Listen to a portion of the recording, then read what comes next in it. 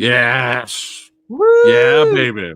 Yeah, that's how we get the show started, getting pumped up, baby. Martial arts action, thrills, chills, and spills. The retaliators. That's right, you got to throw that in there. That's right, get that gore and action going. What is going on? It's your boy Preston, Fat Samurai Guy, back again with another chill, relaxing, or most likely it's going to be hilarious because of the guests I have here.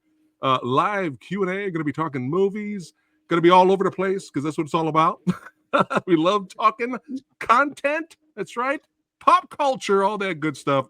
But with me, that's right. First up, it's been a while. We have actor, martial artist, stuntman, filmmaker, director, and he's in the video game business now. He's in the video game business. That's right. We have director James Couche. Welcome back to the channel, brother. Hey, everybody. Yeah, thanks again for hanging out. And you know them, you love them. My brothers from another mother. We have Darren and Jeff here. The Geare brothers. Woo! Welcome back. With the coolest room. What's up, Samurai? Yeah, with the coolest room of all time back there. The 80s room, which I had the honor of being in and that's their dojo. I had the honor of being in the 80s dojo over there. So if you guys are channel members or patrons, you get to see you get a little tour of the 80s room. So make sure you guys check that out. But great to have you guys back. Had a blast talking The Exorcist with you. With you guys and the Lost Boys. Show them the tat. Show them the tat again there and represent. Yeah, Lost Boys tap. Yeah, son. That's right. Yeah. Make sure you guys check out that review. I'll tag it to this video when this video's done. It was an epic and hilarious episode, but also an epic and hilarious episode. Me and James Couche and the Radical Reggie, we had a great time talking about when action movies were turned into video games. Make sure you guys check out that epic episode as well. But let's see who we got in the chat. Who we got in the chat? Who we got here? What's going on? Adam, what's going on? He says, Fat Samurai, could you please review Kanguva? Movie is released in theaters if you could. Well, I'll keep an eye out for that. Brian Sanchez in the house. There you go. Throwing it up. There we go. There we go. There's the tradition. All the way from the UK, Kevin, from the entertainment headquarters. That's right. Movie Dojo Army for life, son. That's right. Good to see you. Severio, what's going on? Certified Badass channel member Heather saying, "Oh, I love Heather. She throws it and then flexes it at the same time." Yeah, Geeky Andre, what's going on, man? Yeah, he's saying hello to James and everyone here. What up? Yeah, Theodore, what's going down? Yo, yeah. yo. So No, before we get Theodore. in, right, Theodore. Before we get into it here, James, again, congratulations on winning awards at the Urban Action Showcase, man. Congratulations. Wow. And Thank you, man. tell us about that experience there. That experience was so wild, and when I tell people about it, I forget to tell them we won 3 awards.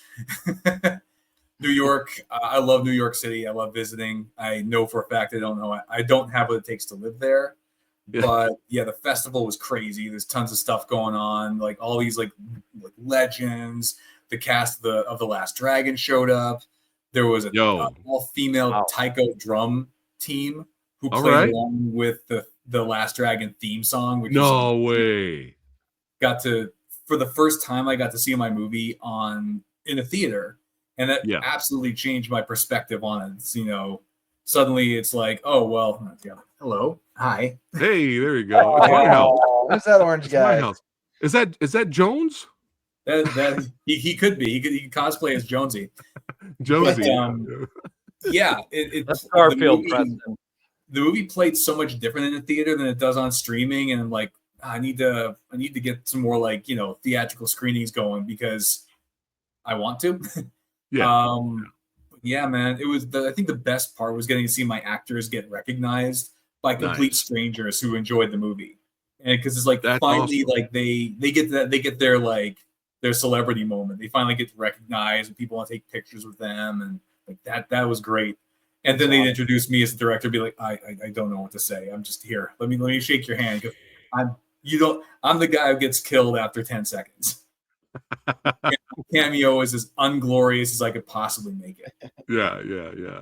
Well, congratulations, man. Well deserved. Lost Phoenix is legit. If you guys have not seen it, make sure you guys check it out.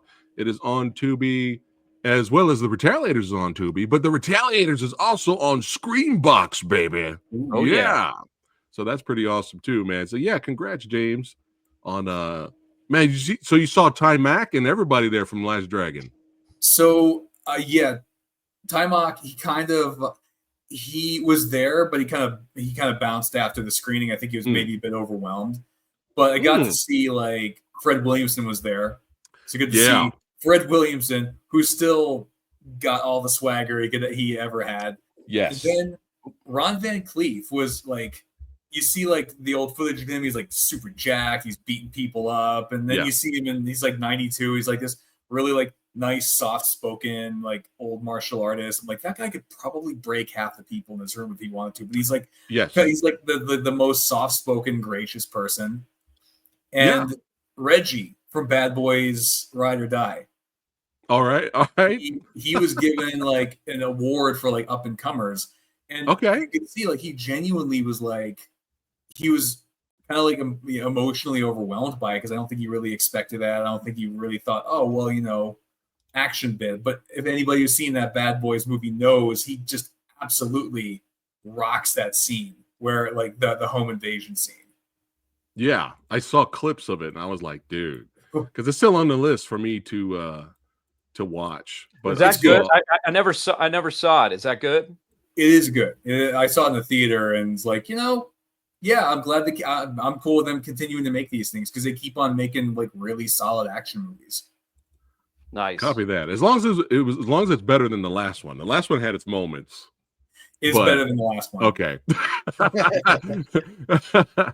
Oh man. Nice, dude. Nice. Yeah, I had there we go. You are the last dragon.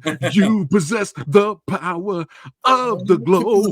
Yeah, man. When you got glow. You got to throw in that because it's 80s. You got to throw that in there when you're rapping. But yeah, that's awesome. You got to see. Listen, what is the whoa? Oh man, you got to throw that in there. Whoa. Bro, you got to hear.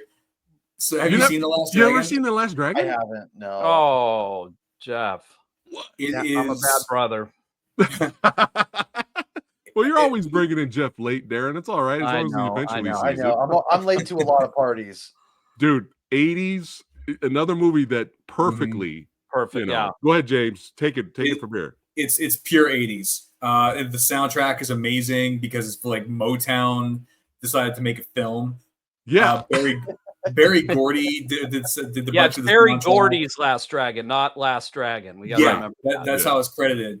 But yeah, it's so I don't know, man. It's so hard to describe. It's so singular. There's no other movie like it. Now?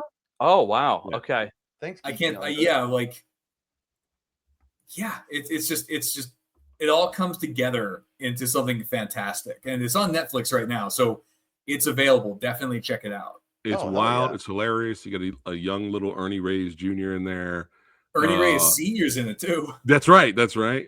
And over the top villains.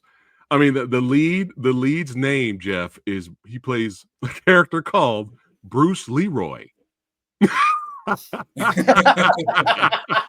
So there you get, but it's all about. I'm sold. That's all. Yeah, now I'm sold. You start watching it, you have no idea where it's headed, but it's headed somewhere brilliant. It's all about straight Jackie Chan. It's all about show enough. It's all about the villain. It's one of the greatest. He has to go down as one of the greatest 80s villains of all time. Yeah. Show enough. Wow. The Shogun of Harlem. Who's the master? Yeah. It's just he's so good. And the guy didn't even know martial arts. He didn't even know martial arts and still killed that character. But it's so good. It's so good, man. But yeah, we don't want to spoil it for Jeff. I wanted to talk about it, but we don't let's let Jeff experience. But I still need to buy The Last Dragon on 4K, man. I heard the 4K is like with the remasters like insane. So The Last Dragon on 4K. You know, Demetrius Angelo, the guy who founded Urban Action Showcase, shout out to Demetrius. He helped finally get that movie on Blu-ray because Really? no one gave a shit. No one really wanted to put that movie on Blu-ray, so he had to like, you know, throw his fist at him. You're like, come on, god damn it. He worked for HBO for like 20 some odd years. Like he was in the industry for real. Yeah, like if it wasn't for him, dude, we would never have Last Dragon on Blu-ray. It's crazy, man. It's crazy. No, I got to give a shout out to Demetrius. Yeah, like, man. Urban Action was such a great experience, and also like shout out to all the volunteers. Like I struck up so many conversations with the volunteers, just like waiting in line to go like do like red carpet interviews and stuff. They're just awesome. Like the whole thing was just a great experience. A bit chaotic. You're cramming a lot of stuff into one floor of a theater, right? But right. They managed it really well. Nice. All the stuff I wish I could have done. Like I missed going to see like meeting the art school dropouts because there's just so much stuff happening. Yeah. Copy that. That's one of my goals. I have two goals in life. One is to get killed in the Geare Brothers' newest movie project. That's the first goal. I know number two. Preston. Wait, that's Can I guess? By the way, Samurai, that will happen. Yes. Preston, yeah. I can guess your goal number 2. My goal number 2. Really stupid. Whatever comes out. I'm gonna throw a goal number 2 is to eventually. I'm gonna throw a guarantee. You know what I'm gonna say. Goal number 2 is eventually where I was going with this. Eventually, I would love to go to the Urban Action Showcase in person and not just be a part of it virtually, because I did host some segments. Out right now, I had Ron Van Cleef on last year and stuff like that, so it was cool to meet him that way. But go ahead, Jeff. Your second goal, okay, is the hole. What? It's the hole. The hole. Yeah, your second goal is the hole, bro. That what? What? You guys don't know this saying? What is this death going to entail? Oh my god! I don't know if I want to be a part of this now. Your second goal is my asshole. Darren, put it on the bad joke. Jeff bad joke list. Yeah, it's going on the bad joke fucking count. Oh my goodness. But James, welcome to the show, James. Cheers. Cheers, everybody watching right now. James, I apologize. It won't be the last nonsensical stab at a joke. I apologize. Thank you, Heather. Yeah, Heather's feeling second it. goal's the glory hole. I'm getting nervous. Death by glory hole. That's a pretty gnarly way to go. Scary movie did Death by Glory Hole. That's right. That's right. Forgot. He's all, what are you doing? What was that? That is one of the best kills of all time. That really is. Yeah. They're making a new one. Did you see that? Yeah. The Wayans has got it back too. Yeah, they're making it's gonna be a real one. It back, and they're doing a new scary movie, Samurai. What? Yeah, dude. They just announced it, and they said they're gonna go. Said they're gonna go full blast on it too. It's perfect because horror's been such a great genre for all these years now. You know, since the last good scary movie. You know, and if they really don't pull, they don't have to be like making fun of the others and shit. Yeah, like, you know what I mean. Like Scary Movie 3. Go on, sorry. No, and if they really don't pull any punches, it's gonna be. Yeah, that's great. It was like. They're gonna go full on, blasting. Well, because for me, the first couple, it was like slasher movies were the big thing. Now it's all these like highfalutin, like elevated horror movies, like the Jordan Peele stuff, or just like everybody's attempt to make like we're gonna make these really serious artsy horror movies. I would love to see the Wayans brothers just tear the shit out of those things. Oh, please. That'd be amazing. Me too. Yeah, it's something so going funny. after Jordan Peele. That'd be funny. You know, I wonder if they will. But yeah, well, the first Scary Movie is like literally one of my favorite comedies of all time. Oh, so I haven't seen it in a long time. I quote it like almost daily. It's so funny. I'm sure you do. He's all, maybe we should call the cops. If you know, you know. So it's the Wayans brothers. Everyone's involved. Everyone's Yeah. The Wayans, Keenan, and everyone. And all that. Yeah, Yeah, all the yeah. Wayne brothers. Yeah. They're all Nice. in. Is Anna Hell Faris yeah. going to be in this? Because I They feel like it's didn't not a scary announce movie it. without her Yeah, too. it would be fun for them to revive some of that cast, like even David Cross in the second one. Yeah. Yeah, I can do it myself. You know? Take the good hand, a strong hand. Yeah, take my strong hand. You know, like Scary Movie was definitely that might. I wonder if that's like their best one out of all of them. Did you like the sequels? By far. Oh yeah. 2, I didn't. I was underwhelmed with 2 when it came out because Yeah. 1 was so good. But looking back, I mean, 2, like the distance still between have- 2 and 3 is like so much greater than that between 1 and 2. You know what I mean in terms of quality. Gotcha. So gotcha. I appreciate it now a lot Yeah. more. But everybody went movie crazy back then. We had date movie. We had superhero. Yeah, that movie, started all Got that. another teen movie. Yeah. Meet the Spartans. How do we Does anybody remember? into Does the anybody- God. And a lot of those were pain. Like a lot of those was this reference. There was no joke. It Right, was just right. Yeah. reference. You know, it's just like, was there a joke to the reference? Come on, but it was just, oh my god. Jeff still Oh. watches all those. It says would love seeing Marlon Wayans and the long legs make up for a gap. Oh yeah. You know they're gonna do They're that. doing it. You They're know doing they're it. gonna do that. That's a Oh. great call, Tyler. What? He already did it. It was called White Chicks. Yeah. Oh, yeah. Well, they also have like a whole new generation of Wayanses like in the Right. film Yeah. industry. So Yeah. there's even more people now. That's right. Good. Yeah, point. yeah. Yeah, 'cause they've They'll got, have like like, sons and shit that look like them. Yeah, it's crazy. Damon Wayans Jr. and everybody. Yeah. They're Keep all fun. Everybody's Yeah. always funny in Everyone's that always family. funny, Yeah. yeah. Keep the tradition, man. Keep the tradition. Yeah. You know, it's funny. I'm coming across a lot more now. Like people are posting it a lot more now on Instagram and Facebook. Highlights of Living Color, in Living Color. Oh, it's the best. And dude, those Love it, whole time, man. sketches and skits are still killer. Bro, They Fire are still Marshal fucking Bill, funny, come on, dude. bro. They're Fire still Marshal funny, Bill. man. There, I watched the pilot not that long ago to see how much it holds out. You can't imagine how much funny they chalked into that pilot. Like it's crazy how good it is. I don't It know, was dude. So good. I watched the pilot recently and hated it. I mean, they I had gave it 2 snaps up. A I mean, twist. they were up again. They were competing with With the SNL at that point, though, so they really had to bring it.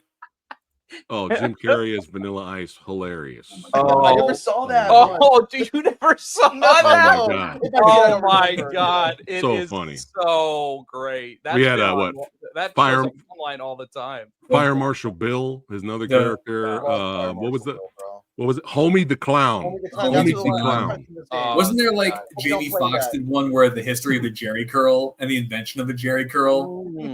Like it's just like working on the car and like the oil starts spilling over his hair, and next thing you know, it's like perfectly Jerry curl. It might have been one of Oh my those God. one of their segments And of Keenan what was it?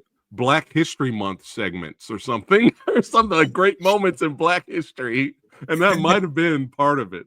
Like there was another one they Yeah. did Oh, where it was that's like right, great yeah. moments in Black history or something like that. And it was like back in the 30s and they're all dancing. And then one of them accidentally bumps into the record, the the record player or something like that. Yeah. And then the guy starts scratching it. And then they're all like, yeah. Oh man. It was fucking funny, man. Keenan was the man. Like he really fought. His story is really inspiring. Like he fought hard to get that show on the air the way it was. Nobody wanted it to be in that state. Like all of the even though Fox at the time was really new, they still didn't want it the way it was. And that pilot sat around for a long time, and they wanted it to be super sanitized, and somehow he pulled it off. Like they took the risk to get it on the air, and it was everybody just flipped out so much that he got his way.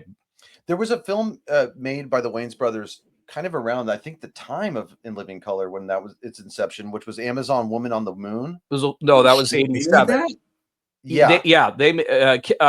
Keenan made that. That was 87. Yeah, Dave Allen Greer is fucking he's phenomenal in it. Dude, that you dude. Look up a sketch called Blacks Without Soul. It's hilarious. It's one of my favorite. I've gotten into like 3 different songs from that because they're like making fun of the song, but Dave Allen Greer performs it so good. I got into the songs, like the original ones, you know. No, the movie that came out close to Living Color was I'm Gonna Get You, Sucker. That came out in, I want to say 80, That's 89 my movie. or 90. Oh, it's amazing. That is my movie. That's so that. If I was going to make a list right now, top 10 comedies, my personal favorite comedies of all time. So good. I'm Gonna Get You, Sucker is going on there, and it's so always good. funny. And I think I mentioned before. I don't know if you know this, James, about the end credits scene. Do you guys know? Did I mention that to you before, Darren? James? No. So I've seen Are you I'm in the Gonna end Get You, credits, Sucker. Preston? Huh? Are you in the end credits, little baby samurai? Little me at the end walking around. That's how I walk as a child. I walk like that. You grew out of it. It's okay. I don't know. I still kind of walk around the house like that. Occasionally, it just comes back. No, like Kung Fu Joe, played by the amazing, extremely underrated Steve James. Rest in power. He played Kung Fu Joe in that, and the character, if you don't remember, gets shot up to hell by the police. He's like, I know Kung Fu, Jiu-Jitsu, and all a bunch of other shit you ain't never heard of. Right? And they just blast him, right? And then the last time you see him, he's limping full of bullet holes to the phone. He grabs the phone. He's trying to call Keenan. He's like, they got me, man. They're coming to get you. And he's like, beep, haha.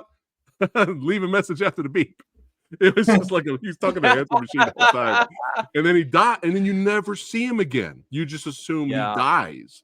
I've seen I'm Gonna Get You, Sucker a billion times.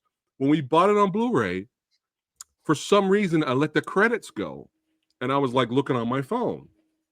And right before I was going to turn it off, there's a scene at the end of the credits where Kung Fu Joe limps towards the finale. He's not dead. He didn't die. He shows up at the end. He's like trying to get to the end finale fight throwdown where they take out Mr. Big. And of course, when he shows up, it's all over. Nobody's there. And I was like, oh my God. I never even knew there was an extra scene at the end of The Last Dragon. I mean, excuse me. I still got The Last Dragon in my head. I'm Gonna Get You, Sucker. And I was just like, God damn it. But yeah, that blew my mind. Yeah. Has there been any surprise after the end credit scenes? Have you guys come across in movies where you didn't even know that was there, or you weren't even looking for it? And of course, this is no Marvel stuff, because that was a tradition for Marvel back in the 80s and 90s, back when it wasn't so common. Yeah, I mean, there was. Do you remember any? Well, one of the best is Ferris Bueller. Ferris Bueller, obviously. That one sort of keeps going all through the credits, actually. But that's a great one. Yes, and that's a classic right there. Masters of the Universe. Skeletor's not dead. At the very end of the credits, he pops up where he fell, and he's like, "I'll be back," and that's it. Same thing with Street Fighter. That's right. Street Fighter. M. Bison's not dead. Yeah. I think it was M. Bison, right? Yeah, he's not dead. Which directly leads into a really dumb cartoon that I've seen every episode of. Dude, I saw clips of that cartoon. I remember when the cartoon came on, I tried to watch it and I just couldn't get into it. Watching clips of it now on Instagram, I am in tears. Laughing. Real quick, like M. Bison, M. Bison talking shit to Chun-Li. He's like, "Look, I know you're trying to get revenge because I killed your father." He's like, "Just get over it." Like, this is a kid's cartoon, and I'm watching this and I'm laughing my ass off. I'm like, "Oh, do I have to watch this now?" Like, it's so good, so bad it's good, kind of thing. It is like that, and they had a Mortal Kombat cartoon that was also so bad it was good. Every episode was like. It's I think about like 70% fight scene, but it's the worst animated fight scenes you could ever imagine. And somehow they got like Ron Perlman to voice Stryker in that show. Stryker, Stryker of all characters. Out of all the characters, let's bring Stryker into the cartoon, like the guy with the nightstick. Woo! Did anyone? I want to know, chat. Anybody watching right there, and let us know in the comments. Has anyone played Stryker? Is Stryker your favorite character in Mortal Kombat? The guy with the nightclub. Forget about throwing fireballs. Where does Stryker come in? Where does he make his debut? Because it wasn't in the first, was it? It was the third game. It was the third game. Yeah.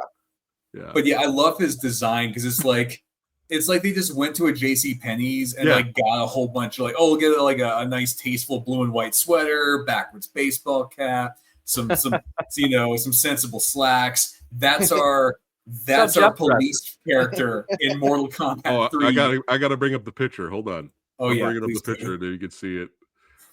All right, here we go. This is Stryker. Bring it up. Hold on. I gotta do screen share here. Look at this greatness. Yeah, baby. Oh yeah. Look at this guy. That is peak 90s fashion. Okay. Oh. Please tell me he's got rollerblades. He might as well have. You know what I'm saying? Like that's some rollerblade shit. You know what I mean? Yeah. That's like some rollerblader drip in the 90s. That's like some mountain climbing drip right there, dude.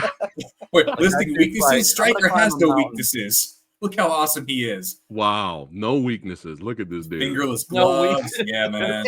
No weaknesses other than looking fine. Turn up the car looking like that. You know what?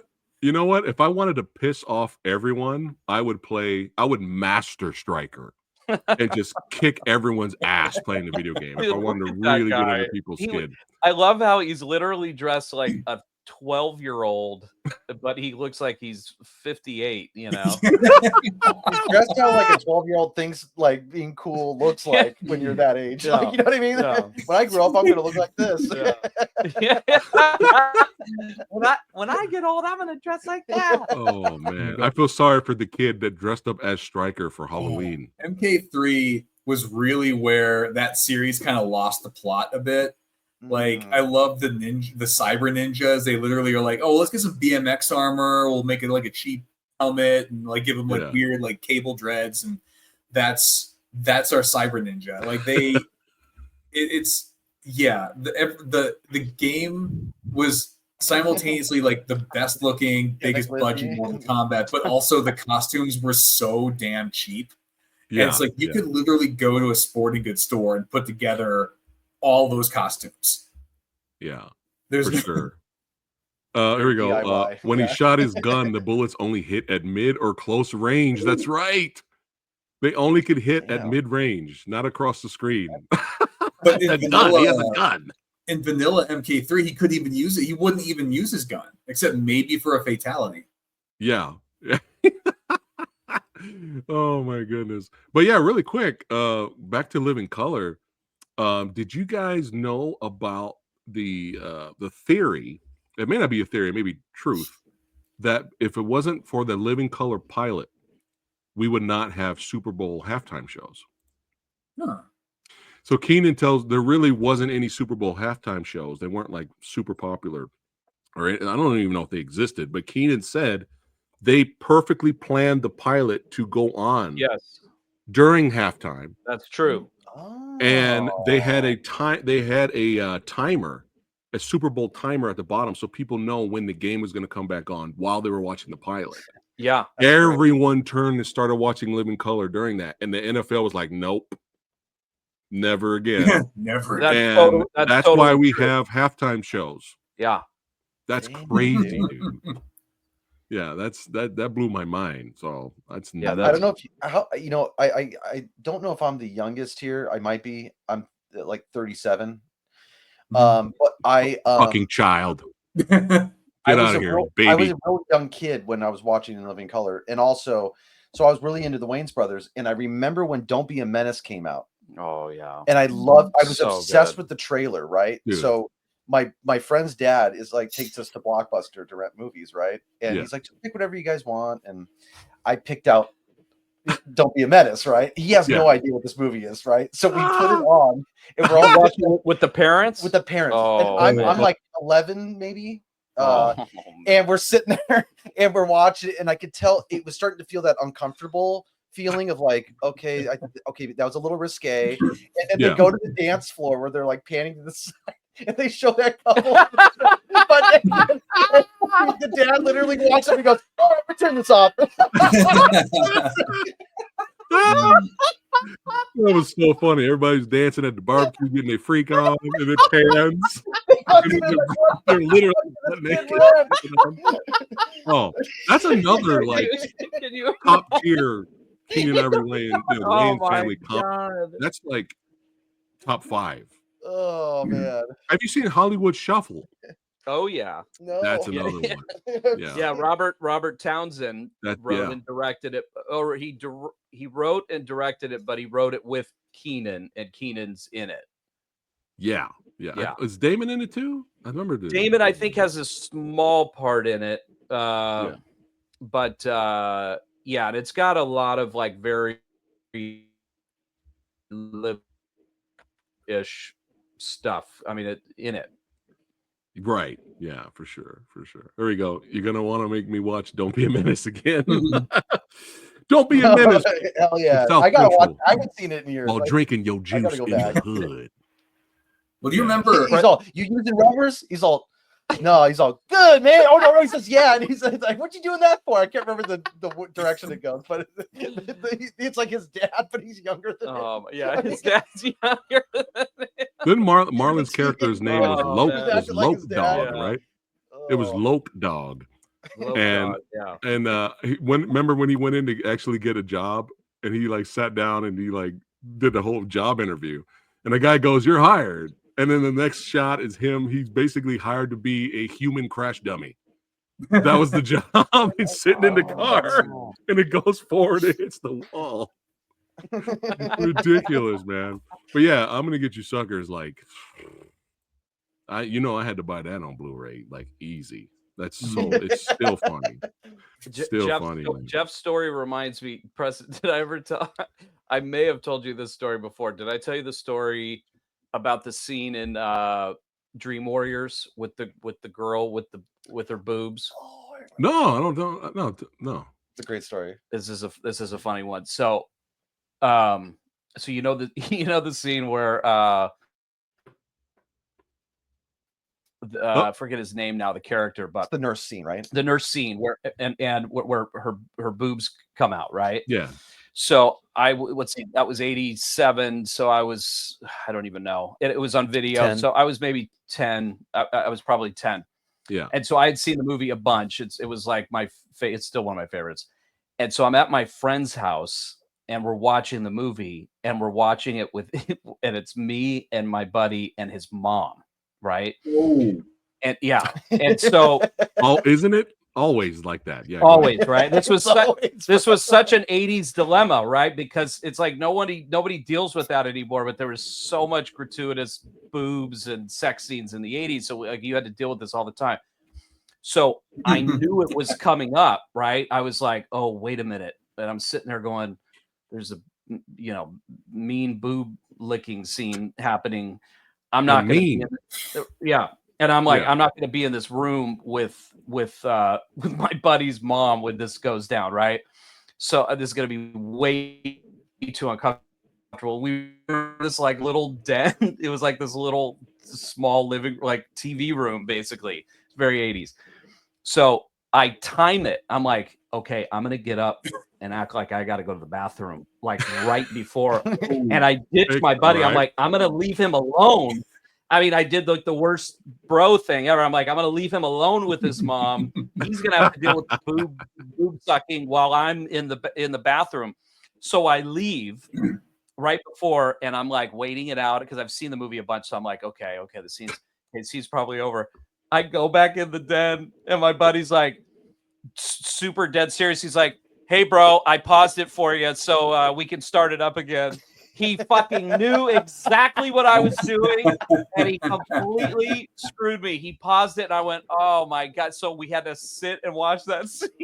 Oh, yes. Wow. Total instant revenge. It was torture. I'll never forget it. Those gratuitous that kind of thing 90s. Kind of happened to me, but it was normally I would get the movie for somebody else. Yeah. Like for like a Christmas gift, I got my cousin a VHS copy of Ninja Scroll. Thing is, he was like I want to say is like 8. like, and then when I finally got to go watch it after, because I hadn't seen it before I got it for him, and I'm like, oh yeah. I really hope he did not watch that with my aunt anywhere nearby. And then it happened again when I got my brother a copy of Haggard the movie, which is like Bam Margera's feature film that he made.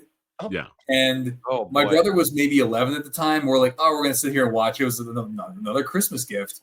And we're sitting there watching it. And I think about 20 minutes in, it turns to him like, don't ever let mom and dad see you watching this. It's like, oh my God. I'm like, I got this for an 11-year-old. And he loved it.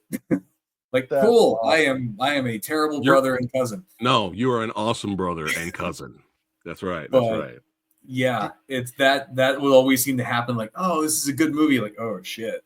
Yeah. Forgot about that scene. Yeah. Well, you know, I went in blind once. It was another blind time, but this one was with my dad. And Porky's? No. So I was as a kid, I was obsessed with Highlander. Okay, Christopher Lambert, the first one. And and we went to the video store, and I was about 12 at this time. You saw The Quickening? No, so the Mario Van Peebles sequel, Highlander 3. Highlander 3. So we picked this one out, and we're sitting there on the couch, and I just remember about halfway through or something, this like 10-minute sex scene starts. Like it's like the movie's basically a softcore porn at that point. You know what I mean? Man. And we're just sitting, and we waited it out like a full like minute or two, thinking like we'll just ride it out. And then by the second minute, my dad's like, "We gotta turn this off." That was actually the theatrical. They added that back in for the video. Yeah, like, I was getting ready to all that stuff. They added it to the VHS because the movie bombed so hard in theaters. They recut it. James, they like recut it as a soft, like a Max movie was, or something. You know, James, you know a lot about that scene. What's going on, buddy? Well, it's basically Monster Ball. Research, right, James? The 90s were an interesting time because you didn't have you could either okay, find the adult channels and like flip past them, see like the what is it, the noised out versions, or you'd find movies that have like, okay, what all movies have sex scenes in them. That's pretty much it. So that was one that was like, and it was so gratuitous. That's the thing. Like, you're right. Like, it was so gratuitous. Like, holy shit. How long is this? Like, hold on. How long is this going to go for? Well, I loved it. You know, I guess I loved it. You know why? Again, you know why? Because basically what I'm bouncing off what you said, James, because I need to do a video one day and a list of movies that unfortunately I dragged my parents to see. Bad movies that I drag my parents to see in the theater. There's a whole list of them. Oh, bro, we got one of those, dude. And so I'll hear yours. Don't hold your thought, Jeff. Hold your thought after I'm done. Oh yeah, so I was like, my mom and dad are like, "Hey, let's go see a movie." I'm like, "Yeah, let's go see Highlander to the Final Dimension," or whatever the fuck it was called. Yeah. So we go to see it, but if I was going to suffer, I want to see some boobies. Yeah. Or I want to see blood and decapitations. So imagine, Jeff, watching Highlander, the Final Dimension, whatever it's called, third dimension, whatever, and no blood, no decapitations, no funsies, no bloops, nothing. No bloops. So it was actually a worse experience, but I felt bad again for dragging my parents. Because just think about this. My parents don't know anything about Highlander. So imagine them in the theater watching someone get decapitated off screen, and all of a sudden the guy goes, lightning comes down, and he's striking him, and he's screaming, and they have no idea what's happening. So I felt sorry for them. I knew what was going on. It was the quickening and all that bullshit. So they weren't even familiar with the series, were they? I felt sorry for them. So around the room, what is the worst movie you have accidentally dragged friends and loved ones to? Worst as in bad movie, or worst as in what we're talking bad about? Movie. I got it. Yeah. I'll tell you what it is, Darren. I got one, but go ahead, Jeff. Me and my best friend, still is my best friend to this day, Nolan. We would have Darren. You made me take you to. Yeah, so Darren, we dragged Darren with us to go see The Pest, John Leguizamo's The Pest when it came out. And I never experienced what happened in that viewing. Okay, I got the sweats. We're sitting there, and me and my buddy are crying, laughing at that intro where he's in the shower, and it's like it's really bad. And Darren turns to us and he goes, "Hey guys, I gotta go." Like, I'm like, I can't do this. And me and my buddy were like so confused, like, bro, this is fucking hilarious. Oh yeah, I couldn't like do it. You're bouncing. I waited in the lobby of the movie theater. I couldn't do it. And I never ever walk out of movies because I like bad movies, but there was something about that one. That intro's legendary now. I just couldn't do. It's legendary now as being like a so bad it's good. I probably enjoy watching it now, but back then no. Jeff just reminded me we were big Ollie G fans, so we went before all the hype, before all the word was out. Yeah, we went to Borat opening night, and we took our mom to go see it. And she kept being like, "What?" And during the movie, like literally audible. And the scene where he's 69ing the guy, like I just look over at Jeff, and my mom is like closing her eyes, like we were just.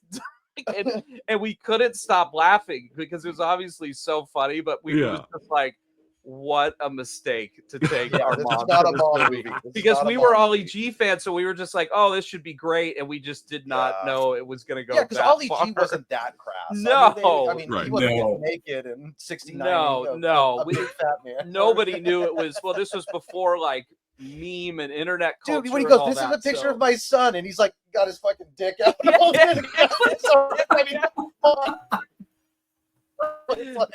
like watch that with your mom. Like, oh God, I'm crying already. Yeah, that was a bad one.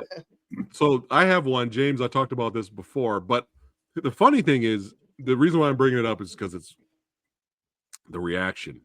The funny thing is, I feel totally different about the movie now. I don't think it was a piece of shit now. But I mentioned this to you before, James. But I took my poor father. Dragonheart. I probably took my parents to see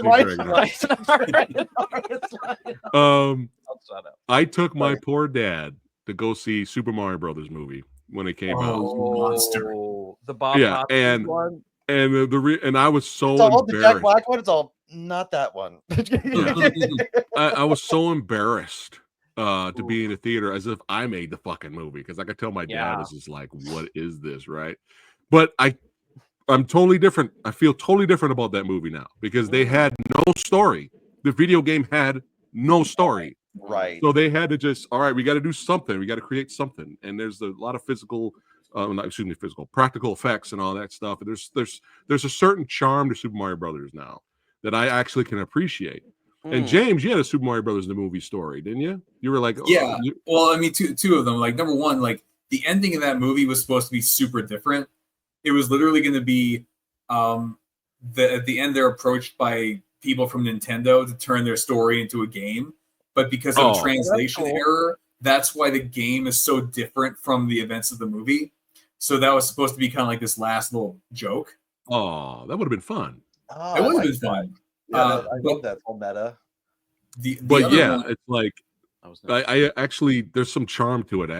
I'm actually okay with that movie now. But the reason why I'm bringing it up is because for years, when did that movie come out? 93. 1990. Oh Jesus, 1993, the same year. The year I always call 1993 the year of Jurassic Park. That's it. Mm-hmm. When did Mortal Kombat come out? 1995. 90. Was it 1990? Okay, yeah. No. It was 95. 95. Okay. The hell am I talking about?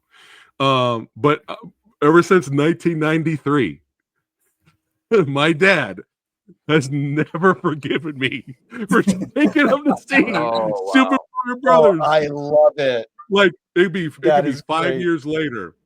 I remember he took me to that movie. You know a movie I'm talking about. You tortured your father and took me to go see Super Mario Brothers 10 years later. Yeah, I remember. I remember that movie. You got to reintroduce it to him. Yeah. You know, it's funny. And that reminds me, it's like you do have families sometimes that never let you live it down. Our grandma, rest in peace. God bless her. She was so conservative. Like, I can't tell you how conservative she was. Okay. Yeah. And we took her to Easy Rider. So when I was a little kid, and this is the other funny thing, is she never went to the movies with me. My grandpa would take me to the movies. So like, I remember being really little and my grandpa taking me to like Karate Kid, and like, you know, he took me to some great movies. My grandma, Nixon? Nixon. The only movie my grandma ever took me to, and you could understand why she would have thought it was okay. She took me to Howard the Duck. And she was not happy. Like when the boobs, like when the duck had boobs, and like my grandma, she was like, duck tits. It was like duck tits out. It was not, you know, and that movie was very weird and it was not a kid's movie. Later. Very horny movie. Like, horny movie. I was baffled by it as a kid. Totally. I didn't get into it. I was like, what? And she was, I mean, we watched the whole thing, which I can't believe, but it was so uncomfortable. I mean, it was 2 hours of discomfort, but I actually loved that movie. I love it. Dude, I got it in 4K. Hell yeah. Hell yeah. I got Howard the Cook. That's a literal Howard the Duck. Yeah, it's an adult film. Oh my god. But yeah, there we go. Severo says my dad hates the most recent. Look at this. Look at this. Just like a Doug jerking Look at this. We got the next generation right here. My dad hates the most recent Super Mario Brothers. Oh wow. Okay. New generation. He's not on that. I have It's like, I have thoughts on that movie. We'll get into that another day. But yeah, that movie was Super Mario Brothers animated movie was a success because it gave the fans what they wanted. However, me and James have thoughts, but we'll talk about that. I'm interested in what I like the film. Yeah, like I said, it hits it checks all the boxes. It hits all the beats of what the fans wanted, and that's why it was a big success. However, I have thoughts. Well, damn, dude, you got to leave me on a cliffhanger like that. Well, it might be a possible. I don't even know why yet. You know what I mean? No. It might be a possible versus episode in the future. Will it be a versus episode? I don't know. Nice. It deserves it. It very much deserves it. What do you go versus original versus the new one? Yeah. Yeah, nice. I think it'll be hilarious. You want to go dick tip to dick tip on this one, bro? Oh my God, Kevin!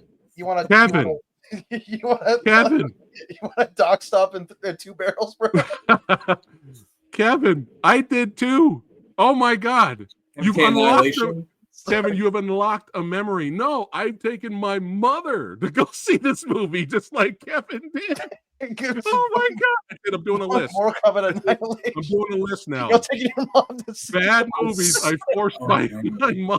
Mortal Kombat Annihilation. Yo, mom, I got it. Mother's Day gift. You know? Yeah. What? Oh my God! See that? Look at it. They're getting the so badly. So badly wanted to see MK Annihilation in the theater, and I'm so glad. Yeah, she loved it. She seemed to like it though. You know, she was a Howard. This movie now is fucking hilarious. This movie now, you could watch it as it's so bad it's good because it's really funny. It's like, oh, the stunt guy. We couldn't get a blonde wig for the stunt guy for Raiden, so we got to have James Remark take the bad wig off and show his short hair. Raiden just gets a haircut for no reason, and so his stunt double doesn't have to wear the wig. I mean, it's hilarious. The animality, hilarious. They had way too much faith in their VFX abilities. Like everything about it is like, this feels like it was made by high school students. Like I've seen better special effects from like 12-year-old YouTubers. Oh my God. Here's the fucking crazy mind-blowing shit, bro. Mortal Kombat Annihilation apparently cost more money to make than the first movie. Mm-hmm. How the fuck? Industrial Light and Magic did the special effects of the first movie. Some of them still look great. Some of them not so much because it's dated. Yeah. But dude, how? Because Industrial Light and Magic, they had to bring it. They brought them a cheaper company to do their effects. They So didn't like do the Buena effects Vista or something. Yeah, so that's nuts, dude. So where did that money go to? And the it didn't go to poor James Remar's wig. It went up it went somewhere. Like sun don't shine. I watched that movie recently, and all I could think is like, my God, how are the fights so bad? Like basically like everything that Robin Shaw does, he spends most of the fights getting his ass kicked. Dude, he gets beat up the whole movie. The whole movie. Even the fight with Shao Kahn. As much as I love Brian Thompson, I love that guy. But even the fight with Shao Kahn was just kind of like 5 seconds. Oh, we're done. Couple of let's turn into VFX monsters now. I think the best fight by default. Great soundtrack though. I will bump Mortal Kombat Annihilation soundtrack. I think Scorpion's brother versus Sub-Zero was the best fight in that because that's our boys. Because it's like Keith Cook and that was Keith Cook, right? Yeah, I got an autograph from Keith Cook. But unfortunately, the costumes that they fought in were terrible. They were all like game accurate though. They were but they just looked cheap. They looked plastic. It didn't look right. Like bad cosplay or something, or decent cosplay, but like not camera suitable. Yeah. Oh, look at this. My mother got revenge and she forced me to go see Snake Eyes. Well, that doesn't sound like revenge. I love Snake Eyes. Which Snake Eyes? Is it the Nicolas Cage Snake Eyes or is it the G.I. Joe Snake Eyes? G.I. Joe one. Oh, okay. Jeff, you almost gave me a heart attack. Okay. Ooh. I love the Nicolas Cage Snake Eyes. Okay. Thank God. Oh. Speaking of, all you guys have to do if you're bored, just watch my review of Snake Eyes because I ranted about that movie, not the G.I. Joe one. How do you make a movie about ninjas not cool? How do you fuck that up? How do you give us a hero that you will hate? You will, by the end of Snake Eyes, you will hate Snake Eyes and you will love and support the villain. You will be rooting for Storm Shadow by the end of the movie. You will be like doing this to the hero. Maybe that was the point. How do you do that? How do you write a script where you hate the hero by the end of the movie?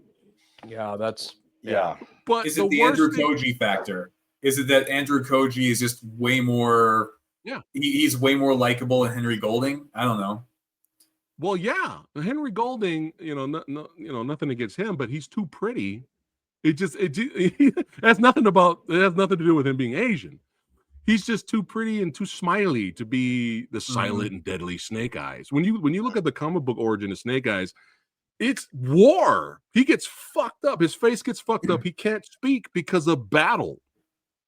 But when you watch G.I. Joe the movie and you find out at the end of the movie why he doesn't talk, it's so fucking stupid.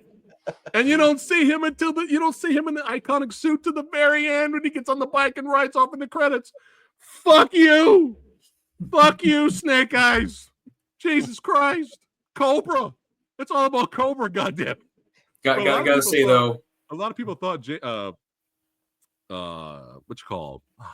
Andrew Koji. Look, I'm fired up already. Andrew Koji should have been Snake Eyes because he had that way about him. He could have played Snake Eyes. But my pet peeve with Snake Eyes is not just the ending, the story, the unlikable lead. It's they fucked up the fight scenes. They brought in one of the greatest. Look at this. Where is it? Where's it? Goddammit. They got me all fired up now. This is gonna be good. Damn it. He just whips out a double. Kenji. The greatest movies of this year that has put Hong Kong action cinema back on the map. Twilight of the Warriors Walled In has brought back action martial arts cinema Hong Kong style. And the guy, Kenji, who did the fight choreography for this, they brought this guy in to do the fight choreography for Snake Eyes. And guess what? The guy's like, no, we're gonna go back to the early 2000s. We're gonna shaky cam everything. Right. And we're gonna do all this quick cut editing. Barely see the fucking fights. I was in the theater with this movie. God damn it! I was in the theater. I was like, oh no. Yeah, the one shot that I always mention is you have Storm Shadow versus one of the what are you guys laughing at? Sorry, dude. We have we're good. Andrew Koji versus one of the gangsters. And think about this, guys. I mean, we're going back to Revenge of the Ninja era. All right, we're fighting on a rooftop. We're fighting on a rooftop with swords in the rain with a beautiful neon sign in the background, right? So and I saw that shot in the trailer. I was like, oh my God, this is going to be so fucking epic. When you see that shot of them on the rooftop in the night, at night, in the rain with the neon sign behind them. And I'm in the theater like, here we go. Here we fucking go. And you see them connect swords and then back away. And we have that cool, awesome shot. And then they run at each other. Oh no, let's cut away to see what fucking Henry Golding's doing over there. The fuck? That should have been what a gimmick. What are you doing? Kenji just got done doing the Rurouni Kenshin movies. Yes. It's literally the same kind of action. They could have literally stolen directly from those movies, and it would have been great. Most Americans hadn't seen those yet. Yes. You could see the action in the Retaliators. You could see look at the fight and the fight in finale fight in the Retaliators in the house. You could see the action. We don't cut away. Let's see what Bob the Baker's doing down the street. Did he bake blueberry muffins today? You could see the action in Las Phoenix. Oh, Snake Eyes. When I hear people that love Snake Eyes so much, sorry, Severio. It's just like they just. When you point it out to them, like, look, you're not seeing the action the way you should. Then they can't unsee it. Right? But what made me more angry is seeing it the way you should. Yeah. That's a good way to put it. Bob Baker, yes. What made me more mad is I saw previs footage of the stunt team doing the same goddamn fights, and they're filming it themselves because they know what they're doing. You can see all the action. You can see all the action, all the amazing fight choreography that they worked so hard for. And no, fuck it. So we rewatched. This is a perfect segue. We rewatched Mortal Kombat that came out 2018? Almost. Oh yeah, 2021, I think. 2021. It came out during the pandemic. Yeah, and you guys know how I feel about that movie. Someone directed the fight scenes and edited the fight scenes at the beginning and the fight scenes at the end, and somebody else came in and said, "Fuck all the fight scenes in the middle of the movie." It's very strange. Mm-hmm. So we rewatched it. I still don't like it. I don't hate it as much as I used to, but there's still problems with it. So me and my wife were like, you know what? There is hope for the sequel. I'm sure the filmmakers have heard the backlash. You know, even though it was hugely successful on HBO Max, I'm sure they heard, like, all right, this is some of the nitpicks that fans did have. This is what the fans liked, and this is what the fans didn't like. Let's fix that, right? Well, we looked up the editor for Mortal Kombat 2 coming out soon, and it's the fucking editor that edited all the fights in Snake Eyes. So fuck us. Hey man, a lot of learning probably took place between those years, right? Abandoned hope. Nah, it's over.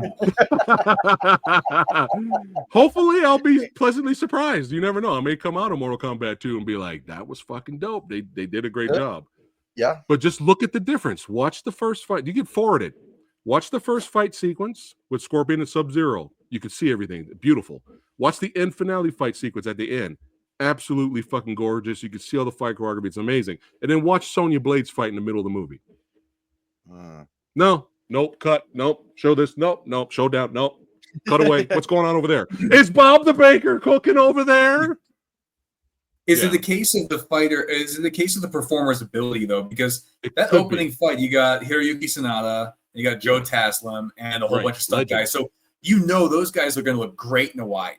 And at the end, it's like Taslim, Sanada, and also blanking on the dude's name. Yeah, because it's Cole. It's fucking Cole. Yeah, who is also a really good martial artist. You can pull the camera back. You don't have to like cut, but were the other actors not quite up to it? Because I wondered, did they just not look as good as those other guys? Well, the actor that plays Kung Lao is legit. He's a legit martial artist and stuntman. He knows what he's doing. And the whole middle of that movie was a mess. Yeah, the whole middle of that movie, we're rewatching it after all these years. Too. It's very pacing slog. It's like banger of an opening. Boring, boring, boring, boring, boring, boring. Oh, the movie's almost over. Let's just rush all the fights at the end. Everyone just pairs up at the end out of nowhere. And then we cut. What's Jack's fight? All right, Jax's fight for revenge is like 5 seconds. All right, fatality. Let's go over here. All right, what's Kung Lao doing? Oh, he's dead. All right.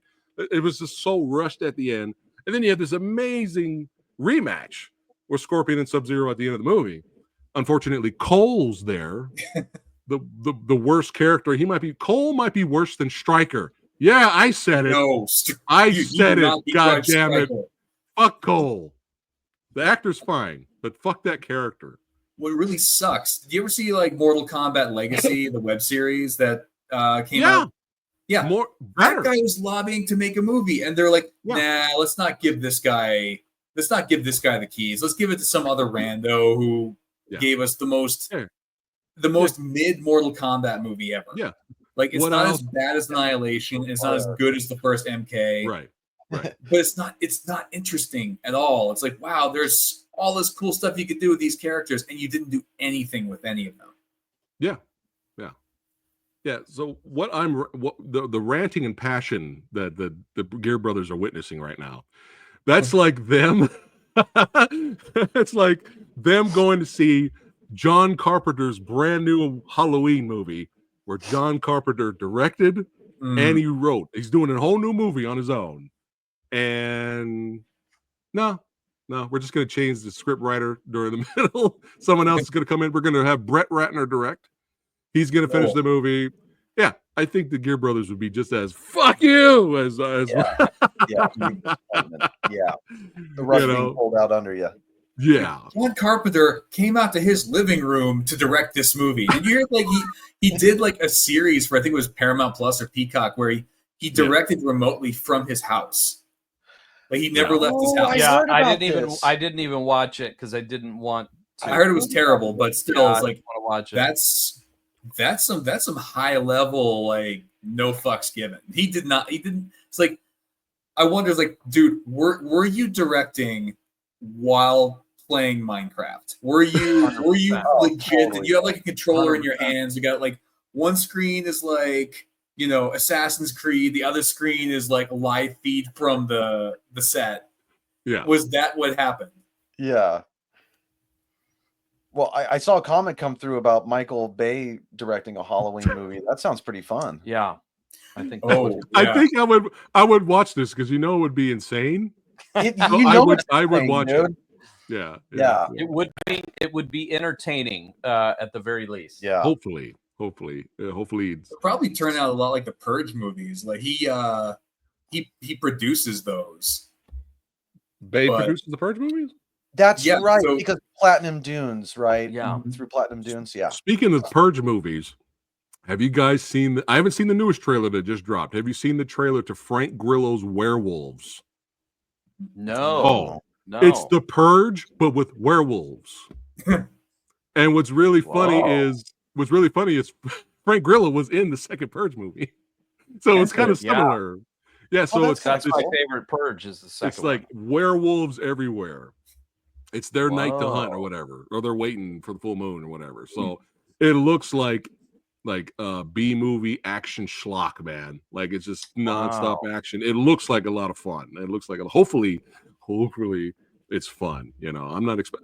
I'm more excited. Here we go. Speaking of highfalutin, what do you James, guys think about? Well, real quick, PhatSamurai, what do you think about? What do you think about werewolves as an allegory for menstruation? No? Okay. Darren, what number is that today? Bad Jeff joke. I think it's number 8. Sorry. Sucked all the air out. Oh my god. But I'm more excited for the low budget. I'm sure it's not going to theater action schlock 80s inspired werewolves movie than The Wolfman. Oh, Sorry, You're not excited for it? No. But you know what? Why not? I haven't seen the second trailer though. Okay. But the first trailer, I was like, especially when it's released in January. But I will say this though, Lee Winnell. I mean, he's pretty great. No, I mean, I loved Upgrade. Did you see Upgrade? Oh, I love Upgrade. Yeah. I like The Invisible Man. Yeah. I mean, the movies he's done on his own. But have you seen what the Wolfman looks like? No, okay, that's a good point. No, I have I'm bringing it up right now. Okay, bring it up. Yeah, shows because I don't remember the monster. Yeah, I haven't seen the creature. I feel like we learned over the years that doing big budget monster movies like Dracula, The Wolfman, Invisible, like it doesn't work. It's so much. It always works so much better when it's like kind of grungy and low budget. Yeah. But what did you think of Invisible Man though? I thought that was great. It was also like a low budget, like it was a Blumhouse release. That's true. It was a little more. Okay, you ready? Yeah. All right, here we go. Let's see this thing. This is not bullshit. This is real. Okay, here we go. Boom. Oh, Kill It With Fire. What is that? No, that's not real. This is real. This is real. Yes. This was their That's not real. No, this was their advertisement. I think Jeff got that doll on his dresser, dude. Like that's not real. Dude. Wait, no, that man. Can't Look be at real. this. No, bro. I mean, is he like look half at made up though or something? Look at this. Weird. Look. This is it. This is legit. And I mean, See, maybe if in theaters, we have like January a werewolf 12th. movie that takes place in the Florida trailer park, then this guy would be perfect. In theaters, January 12th. It's all straight. It's white trash werewolves. Yeah. White trash werewolves. Yeah. Copyright that shit. We're making it. Yeah. Let's do it, dude. Now maybe the director, because he's talented, can pull off a miracle. It's amazing we could do with shadows and not showing the werewolf. Yeah. Right. He might. I mean, he might. Well, and that's in full light too. Maybe it looks better in shadows. I love the laugh. Here's the thing. I love how you finished your sentence laughing, Jeff. Here's what I will say. It looks better after a few beers. In fairness, everything in that photo looks completely cartoonish and fake. So the house in the background is a painting. The grass, I mean, it looks like a doll. So I mean, I don't know. Yeah. I mean, it doesn't look good right there, but I look, I love Upgrade. That's one of my favorites of all time. Yeah, it's super underrated. I love that movie. Obviously, I love Saw, and then I liked Invisible Man. So who knows? I'm going to see it and hope for the best. But we'll see. Again, maybe pleasantly surprised. You never know. But that January release, man. I'll tell you what looks incredible is Nosferatu. That looks unbelievable. Yeah, I was going to ask you guys about that too. I don't think that guy has missed. No, he doesn't miss. I never saw the Northman, but I brought it up to you when we were hanging out a little bit. Yeah. He was saying that we would love that. I still haven't seen it. I know I haven't seen it either. I need to see that. Really good. Yeah. I liked it more when I watched it again. Okay. Oh, but I had it sounds way up our alley. So yeah, I've got to see that. Just don't expect an action movie. Don't expect that. You told us that. So yeah. There we go. That werewolf looks like a boglin. An ugly chip. Yeah, it looks like some Troll 2 shit for sure. But it does. Wait, what? Neil Marshall, Dog Soldiers is my favorite werewolf movie, by the way. He's doing another werewolves film called America. Did you know this, James? Darren, did you know this? No. There is already an American Werewolf in London. This is that's Werewolves in London. I don't think you read the title there, James. What? That's good. I mean, you can't copyright a title, but that's pretty ballsy. Yeah, that's because American Werewolf in London is really good. I mean, Neil Marshall's a good director, but still, like, you're messing with some sacred ground right there. They should maybe done like American Werewolves in Paris. You know what I mean? Let's see. That was a fun episode. That was a really fun one. That movie stuck with me, dude. American Werewolf. What did we battle? What did we battle, Preston? It was American Werewolf in Paris. Oh, and Fright Night 2, right? Yeah, American Werewolf in Paris and Fright Night 2. That was a great versus. That was a really good versus. Yeah. And speaking of versus, we actually did one for. We did a versus episode for American Werewolf in London versus The Howling. And we also did, this is way before we were hanging out, Darren and Jeff. And we also did Upgrade versus Hardcore Henry. That was a fun one. Ooh. That was a really fun Upgrade. one. Oh, I'm not gonna ruin it. Nice. Everybody watching right now, watch those episodes. All right. Yes. I was one of those crazy people who went to go see Hardcore Henry in the theater. Did not throw up once. Dude, I was fine. I was perfectly fine watching it in the theater. Me and my wife, we didn't have any issues. I got a little queasy in the first few minutes before my brain adjusted, but yeah, it's fine. Yeah, after you get past that, some people can't. I have a friend who almost threw up during Cloverfield. Right. Yeah, I could not handle it. Really? That was fine. The cam, the shaky cam. Yeah, that was fine. I was fine with that. Oh my God. All right, let's fucking do it. Let's fucking go. Mortal Kombat Annihilation versus. I am down.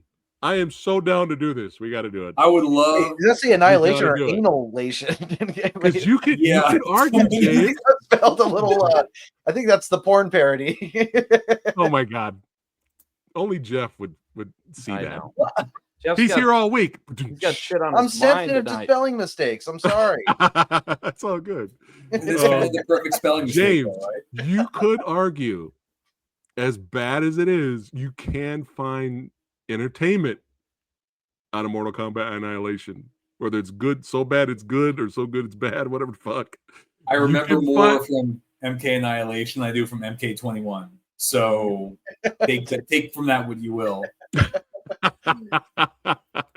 Okay, guys. You know what would be a great versus? Michael versus Phenomenon. Michael versus Phenomenon. Come on, guys. That's the when he played Archangel. Prime right? 90s Travolta, guys. Nice. You know what John Travolta did with all that capital you got from Pulp Fiction? I love the look on James. You're gonna squander all this goodwill. I've never seen either of those. Are any of those worth watching? Yeah. Is Phenomenon kind of like a dark superhero movie? Of course not. There was an angel phase in 90s movies. Remember? City of Angels. Oh my City God. of Angels. Oh God. Michael. There was like a whole weird Angels in the outfield. Angels in the outfield. It was like, hey, let's just have people as angels. Like that's. No, he had telekinetic powers, right?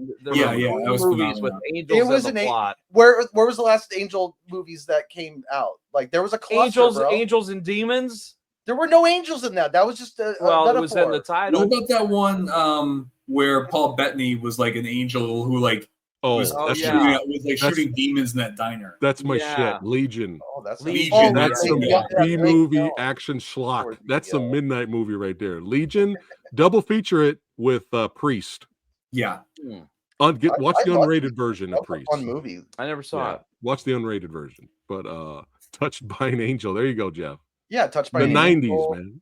That's my wheelhouse, bro. Don't be. Come on, I know what was going on in the 90s. All right. Here we go. Angels. Neil Marshall had hit Instagram. Dog Soldiers 2 is officially dead. I guess he was letting everybody know he was trying to make a sequel. He has battled for years to get the rights, but it costs too much financially, so he's doing this new one. Well, that's you know what? I'm happy and sad about that, because it sucks, because out of curiosity, I would love to see a sequel, but I'm kind of glad there isn't one. That makes Dog Soldiers more special to me.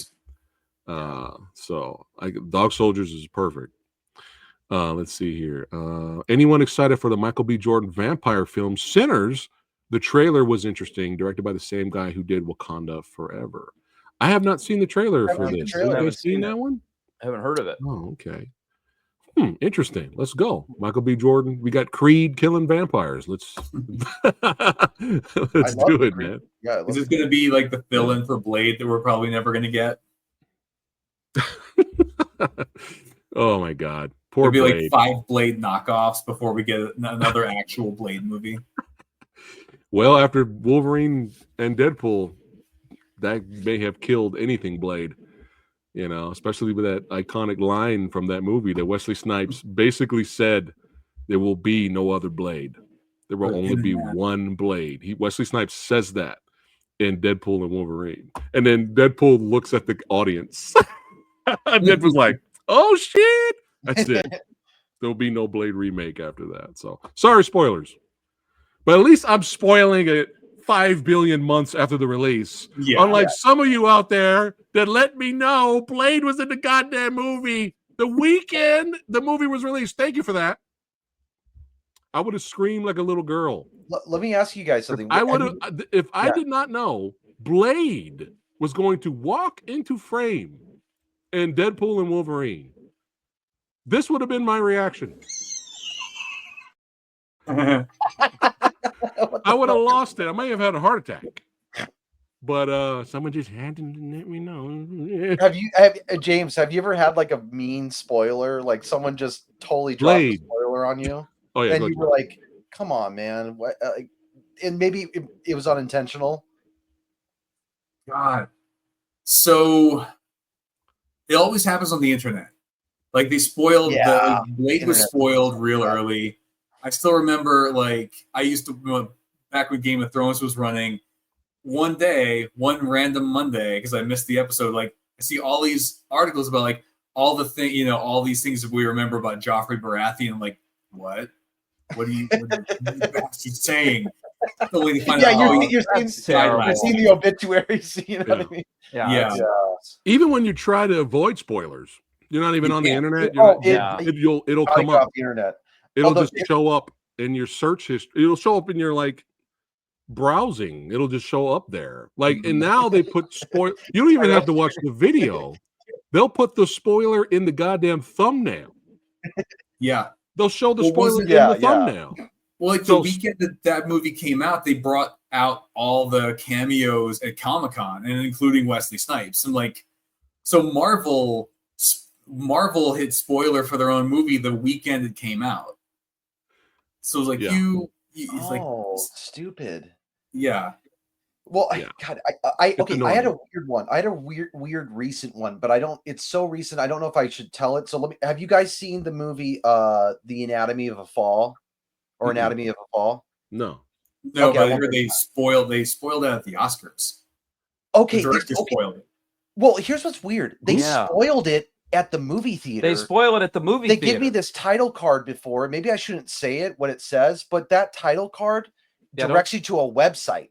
In the website, the name of the website tells you basically the end resolution of the movie. Yeah, and I was like, so I'm watching the whole movie, going like, well, I already know what fucking happens. So there was none of that. Like, oh, is the movie going to tell me what happened or not, and what's it going to say? You know, so ridiculous. So but in also a recent one we were talking about was Rosemary's Baby. My girlfriend watched. I was showing her Rosemary's Baby for the first time. She goes, "God, this movie is so similar to a movie I just saw." And I was like, "Oh, okay." And it starts getting more intense, these similarities. And finally, the name of the girl who dies early on, Terry, some Italian last name. She goes, "That's the character's name from this movie I saw." And I was like, "What?" So she shows me Apartment 7A is a movie that just came out this year. And I guess it's a prequel to, my understanding it's a prequel to Rosemary's Baby about that first girl in the film. So I was like, oh man, she doesn't get the fun of like seeing the movie unfold. She's already kind of seen it. Right. But the one I was thinking of earlier was Darren. Well, do you want to tell the story? Yeah. Because it's kind of your story. This is a funny one. So it was obviously years ago, and there was a bunch of my friends over at my mom's house, and we were watching, it had just come out, The Perfect Storm, and we're sitting there. Dude, I have a different one, but this one's great. Oh no, this one's great. Oh, you have a different one? Okay, no, this one's great. Yeah. We just started the fucking movie. It's on, it's like a few of us sitting there. The movie starts. My mom walks through and goes, "Oh, this is that terrible movie where they all die in the boat at the end." And I go, "What?" And we had no idea the movie had just come out. So much and worse. I was like, "Wait, they really all died at the end?" And she's like, "Yeah, it's a true story." And she just leaves the room. Damn it! It was the second the movie started, so it was like unsolicited. not that it was that great of a movie anyway, but it was just it was like a very of the moment movie at the time, and so it was like, you mean you didn't laugh when George Clooney was talking shit to the wave before he died? You motherfucker! Yeah. I was laughing my ass off. It's really hard to avoid. James, did you have one? Yeah, it's really hard to avoid spoilers for like the big blockbuster stuff because of the content churn. Like if it's a Marvel movie or Star Wars, anything, then the day after it comes out or even before it comes out, you're gonna have like 50 articles because everyone desperately needs clicks. Right. Now, where it gets interesting is the smaller stuff. Like Barbarian was a great experience because we got to go in not knowing anything. Like we barely knew anything, or even Sorry to Bother You. These movies that were not like big, they weren't big time. They weren't generating a whole lot of like net traffic and content and clicks. So you get to watch them without having to worry about having to just be spoiled by virtue of existing on the internet.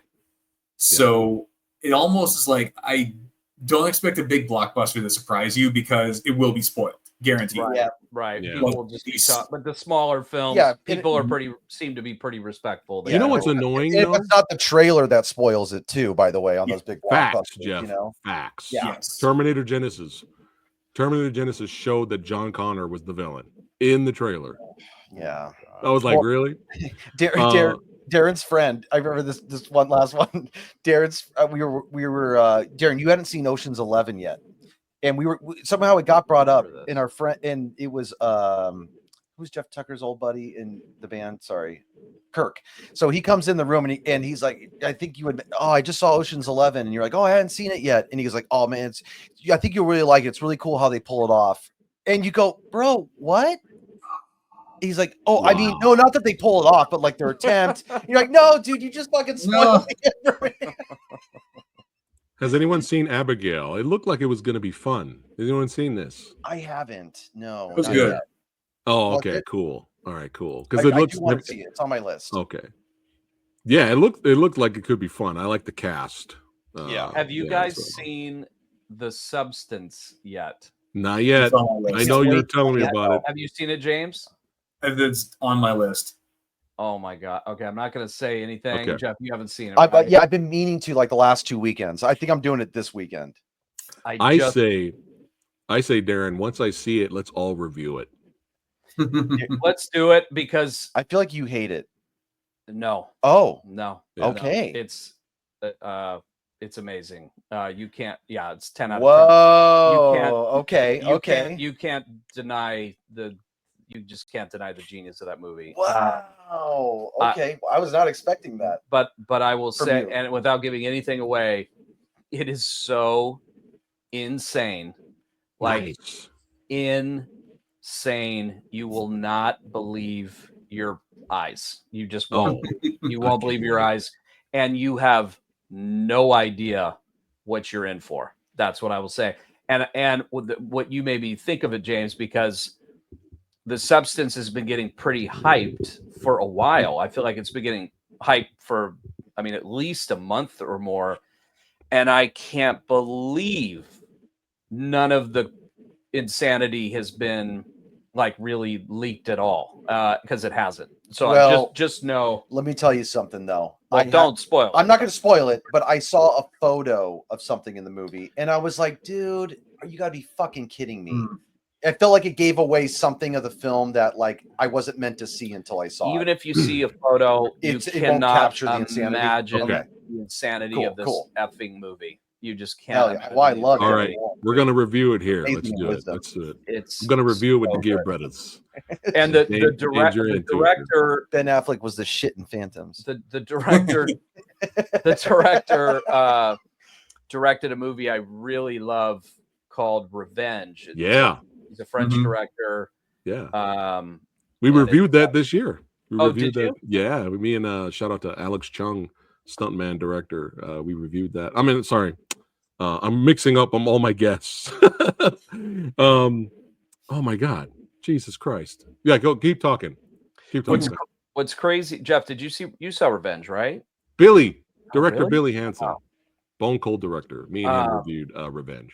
Yeah, Revenge is one of my favorite recent movies. I don't know, man. Good. The French are assholes. What's crazy though is this movie, and I loved it so much. And I remember thinking, boy, the writer director of this like really is somebody to watch, because I remembered it was like her first film. The substance doesn't resemble it in style at all. It's like a quantum leap of difference. The only thing that's similar is that it's amazing, but it's just completely just a different thing. So yeah, I can't say enough about it. Is Revenge an English-speaking film? No, it's French. That one's French. This substance is English. Yeah. Revenge is on Shudder. If you want, if you guys have Shudder, definitely check it out. Super fun. Everybody say hello to Chris. Hey, What up, Chris? What's up, Chris? What's up, Chris? Good to see you. I'm doing well, man. Hold on, we got a super chat here. Thank you so much for the super chat. Bo McCubbins, another legend here. He goes, I ruined the perfect storm for my dad too. I told him the movie was terrible. No one died. When he watched it, he was expecting more at the end. He was waiting for like a Homeward Bound ending. They start coming up to the bro, that is brilliant. That's what you do. That's what you do. That's the ultimate troll. Like that. You build up their expectations, and it's like it just destroyed. Yeah. Oh, that is that's a reverse spoil. That's like, everybody lives. Don't worry about that. More people do that. That would be awesome. Great. Has there been any movies or shows that you really wanted someone else? But I know you mentioned Rosemary's Baby, Jeff. Yeah. But you really wanted someone to watch. You just got done watching it. You're like, oh my God, I can't wait for this person to watch it. And somehow the ending was spoiled for them. I wanted my wife to eventually watch Breaking Bad. Right? I went in first. I watched the entire series all the way up to the end last episode. She got home from work, walked right in and saw what happens at the end and who dies. Oh man. Yeah. Sometimes I was like, destination is about the journey. Yeah. It really is. Because I love watching movies a second, third, multiple times. Because even if you know what the journey is at the end, I mean, where nation but still, as when you really want someone to feel what you feel during the journey, it's just like, I was just like, really? Like right when she walks in behind me, she turns on the TV. What are you watching? Boom, he's dead. I'm like, oh god damn. Like you can't Psycho's spoiled for everybody, Titanic because of the memes and all that kind of stuff. What also sucks is whenever a movie's super influential. So you've seen all the other movies that took influence from it, and you go back to watch the originals, like, oh, this is so formulaic. Like, no, this is the thing that created the formula. That happened with spoiled for you for years. That's true. That's happened to my wife too. But that happened a lot with Dune. People today watched the most recent Dune. They were like, dude, this is copying Star Wars. What is this? They had no idea that Dune was one of the things that inspired Star Wars, as well as samurai movies and all kinds of. There was Flash Gordon, a lot of inspirations to create Star Wars. But when they saw Dune, they were like, they just grew up with Star Wars. They didn't know Dune. They didn't see the '80s movie or anything like that. And they were like, this is copied Star Wars. What is this? That's funny. All right. Sumo had a good question here. I'm going to look it up right now, unless you guys know. Thank you, Sexy Sumo. Where the fuck are the Craig Soller movies? I looked recently and he's got a list of some things. He's got Ridley Scott directing a movie he wrote. So that should be really good. I want pure Zoller, though. Man. But Zoller. No. Man. left to his own devices, you know. Going to director here. Director, let's see, upcoming. Oh, is it the Wraths of the Broken Land or the Bookie and the Bruiser? The Wraiths of the Broken Land is Ridley Scott directing it. What is this about? Let me click on it. James, have you seen Bone Tomahawk? I have not, and I don't know if it's necessarily my kind of movie. Just based on like I was kind of turned off by the Saw movies after a while, and also I saw the first Hostel, and I'm like just kind of bounced after that. Yeah. James, I would tell you, Bone Tomahawk is so it is like poetry. That movie, it is so good. There is brutality in it, but it is at the very, very end of the third act.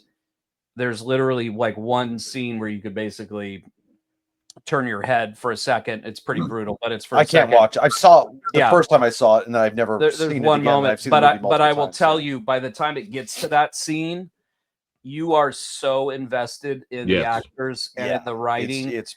It is that movie is I can't tell you how good that movie is. Like it is truly just like this undiscovered gem. A lot of people do know about it, but it is also kind of like under the radar at the same time.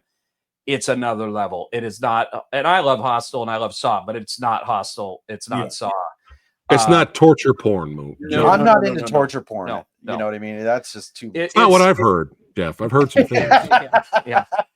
No, it's truly just. Hey, I'll let you electrocute my balls anytime, Preston. That's our thing, man. It's writing and dialogue on another level. Like so I've heard it's legit. I just never got a chance. I never got to check it out. James, really good characters. Dude, really good characters. Dude, the cast is so good. I just can't say enough about it. It is truly like a mind blower. That movie.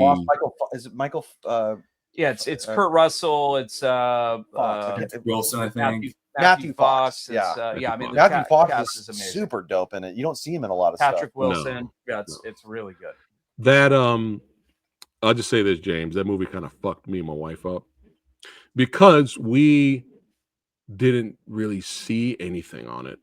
We were like, "Oh, hey, Kurt Russell. We love Tombstone." We're like, "Hey, Kurt Russell's making looks like it's kind of a small scale, kind of low budget Western. Yeah, this could be fun. This could be good." We had no idea. Oh yeah.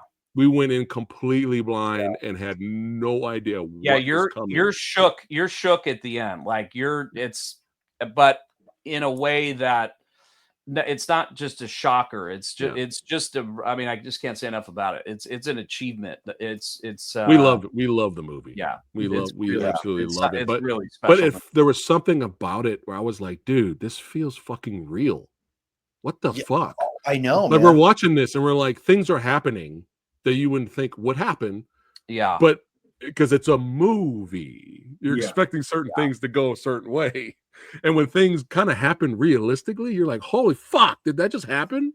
Yeah. Yeah, because it's pretty fantastic. But it's slow burn. It's slow burn. People that want an action-packed Western and have watched Bone Tomahawk and they're like, I hate this. It's very slow burn. He's so smart on how he grounds that kind of fantastical reality he builds. Yeah. You really buy into it. It's like, I don't want to give anything away. Okay, so back to Wraiths of the Broken Land.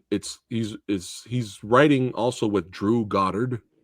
The plot synopsis it says it's a drama Western. Western, yeah. A father attempts to rescue his daughters from a brothel with the help of his two sons and their outlaw gang. That sounds good. And good. All right. I'm not going to say. Sounds like this guy has a real thing for kind of de-romanticizing the Old West. Because like decades of cowboy movies kind of ruined that for everybody. Like, oh yeah, it's all this great stuff. Like, no, it was harsh. It was brutal. Like people died of dysentery. Like that's a good way to put it. Good way to put it is that he really, you see sort of there is a romanticism that you see and like a charm, but then a real harsh brutality where you realize, wow, this is how tough and crazy and rough and wild it really was in a way that you just don't really get it captured in Westerns. Like you just don't really get it captured like that, but he really does. Dude, Really he's nailed it. only done 3 movies. I know. And Preston, you're a Brawl fan, right? Yeah, I really like Brawl. Oh, yeah. I love that movie. That was another movie surprised me. He did because I'm not the biggest Vince Vaughn fan. Like he's fine, but I was like, you didn't see Vince Vaughn. You didn't see Swingers.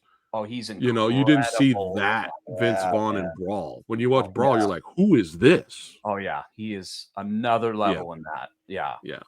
That movie is also incredible. It gets pretty brutal in the third act. That gets pretty Brawl rough. in Cell Block 99. Good stuff. So good. Stuff. Good. Such a great man. plot.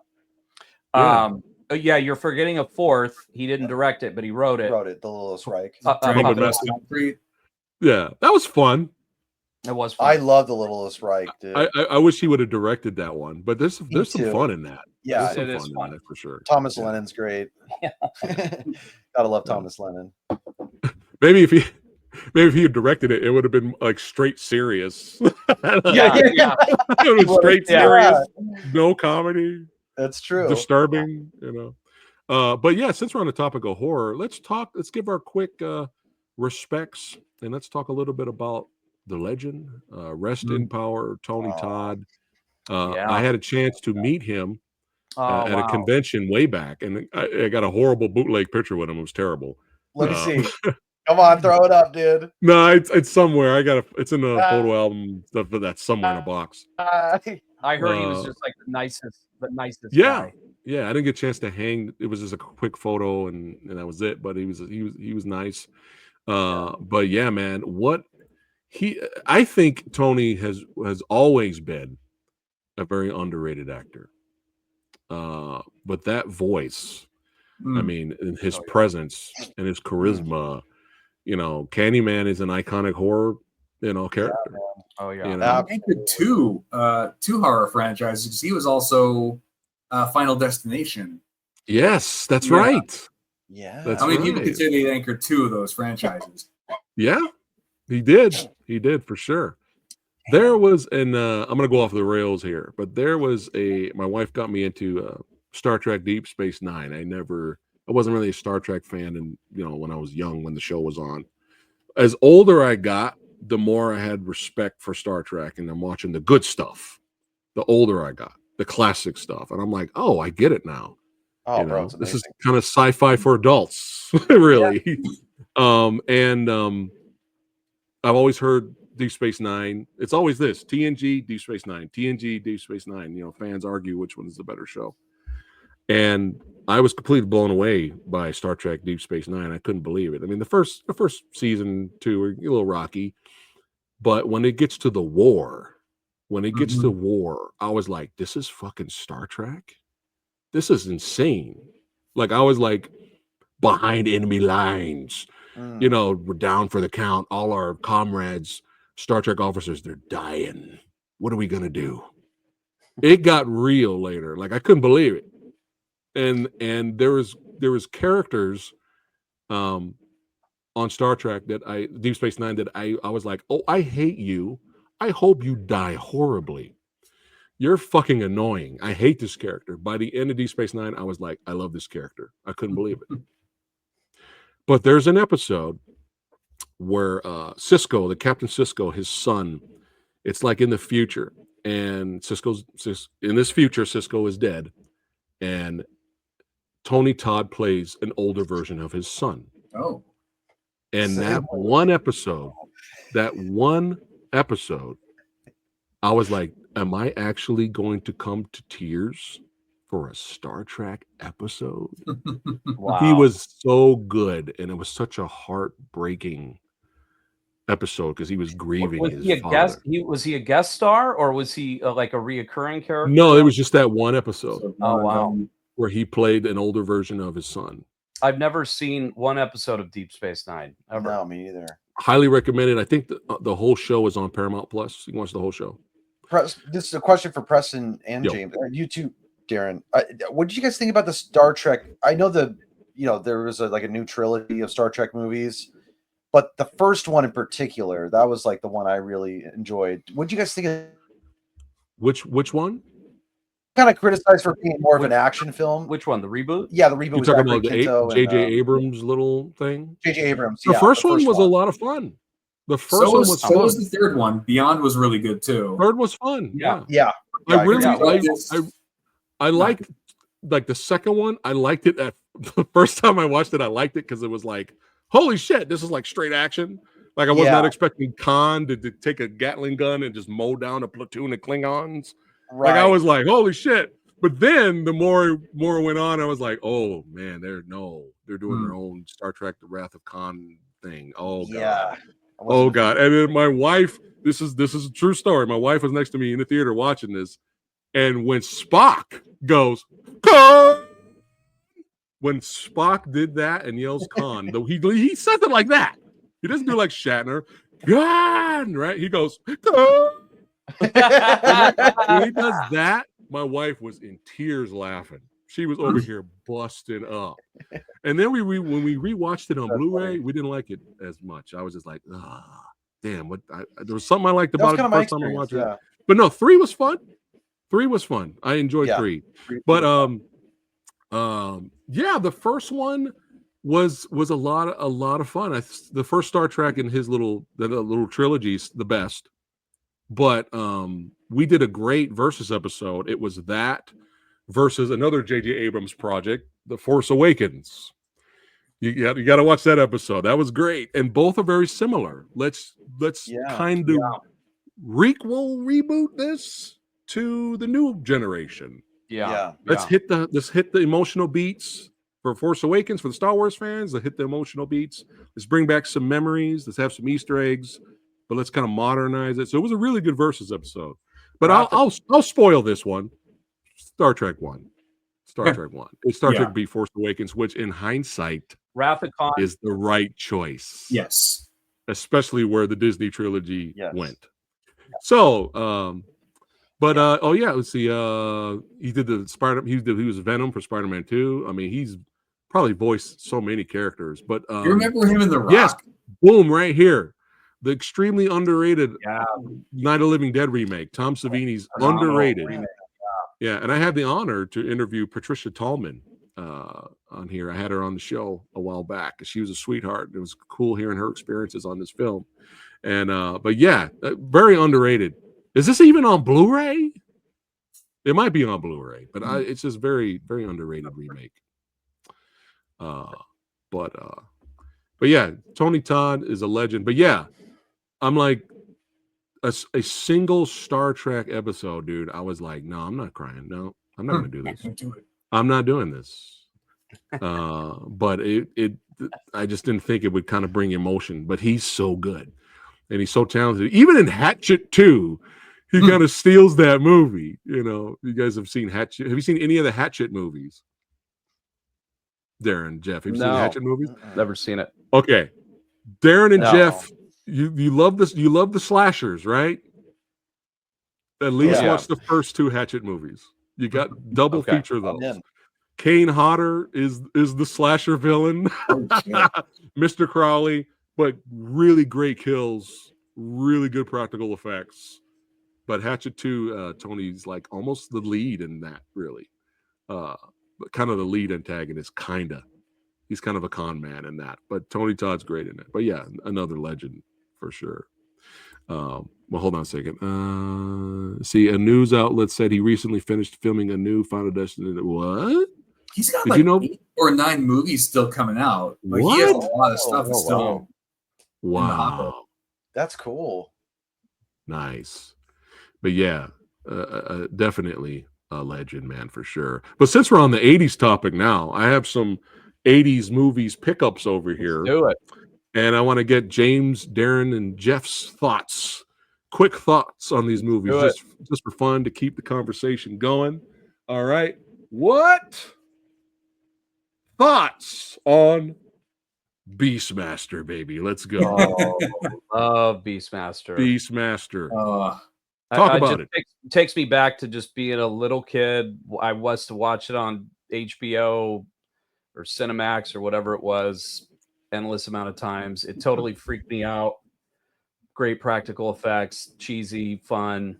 Love it. The fat people who hug you and like you're big on your screen. That freaked me out too, man. I was like, holy shit. Did you ever hear the joke? Like HBO stands for "Hey, Beastmaster's on," and CBS was like the Beastmaster station because it was always playing on those channels. Always. Oh my god, I must have seen it. Now, and the mom from that '70s show, like the neighbor Donna's mom. Now, I have not seen the sequel, and I want to see it really bad, and it's hard to find. Oh yeah, that's right.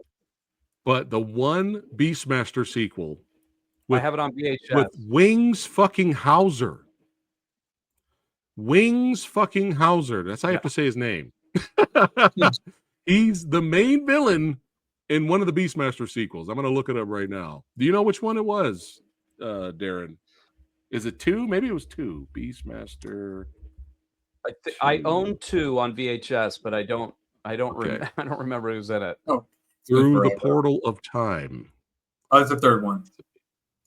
Oh, yes, of course. Wings fucking Hauser would be in the third Beastmaster movie, but I want to see. Did you ever see the Beastmaster series that came out in like I remember the late '90s, early 2000s?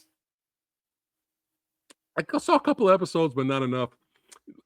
It's hard to top. It's hard to top my girl Xena, bro.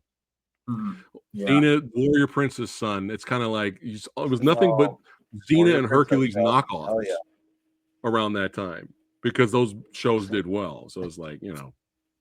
But it's crazy how dumb they got. When like Kevin Cleopatra Sorbo, 25 ridiculous. Over the top. Yeah, there were musical episodes. Oh, it was over the top. It was Kevin crazy. Sorbo ruled the world. Bring Sorbo back, dude.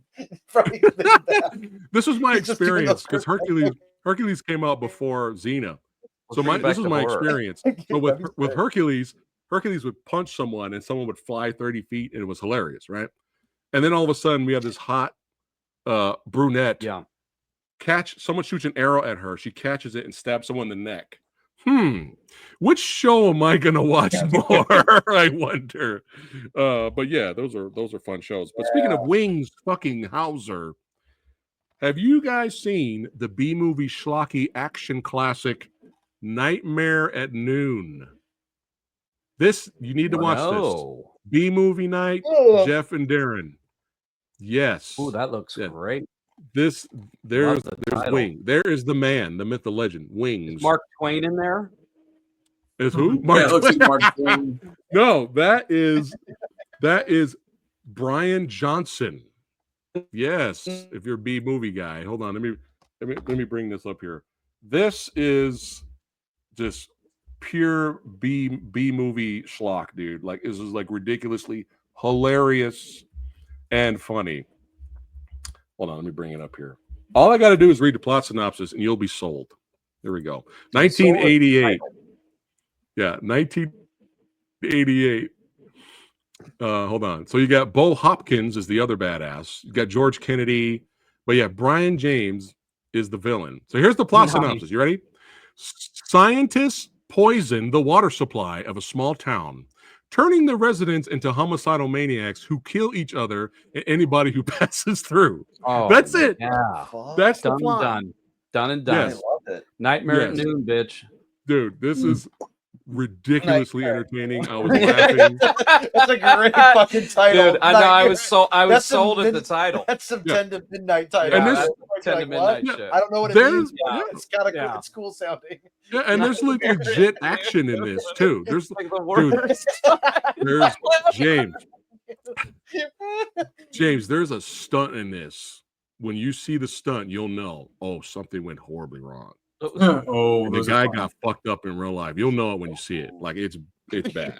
It's bad. Like a dying on the set. It's bad. But yeah, Nightmare at Noon, definitely that's a recommendation. What? Talk about it, Jeff. Talk about it. The Rockies. Oh yeah, those Rockies, bro. Yeah, I love Rockies. Is that 1 through 4?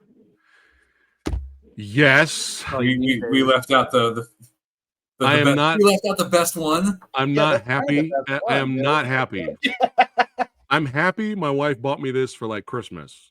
But cool. I'm not happy because a couple of months, literally, after this set came out, they came out with another set that had 5 in it and 6.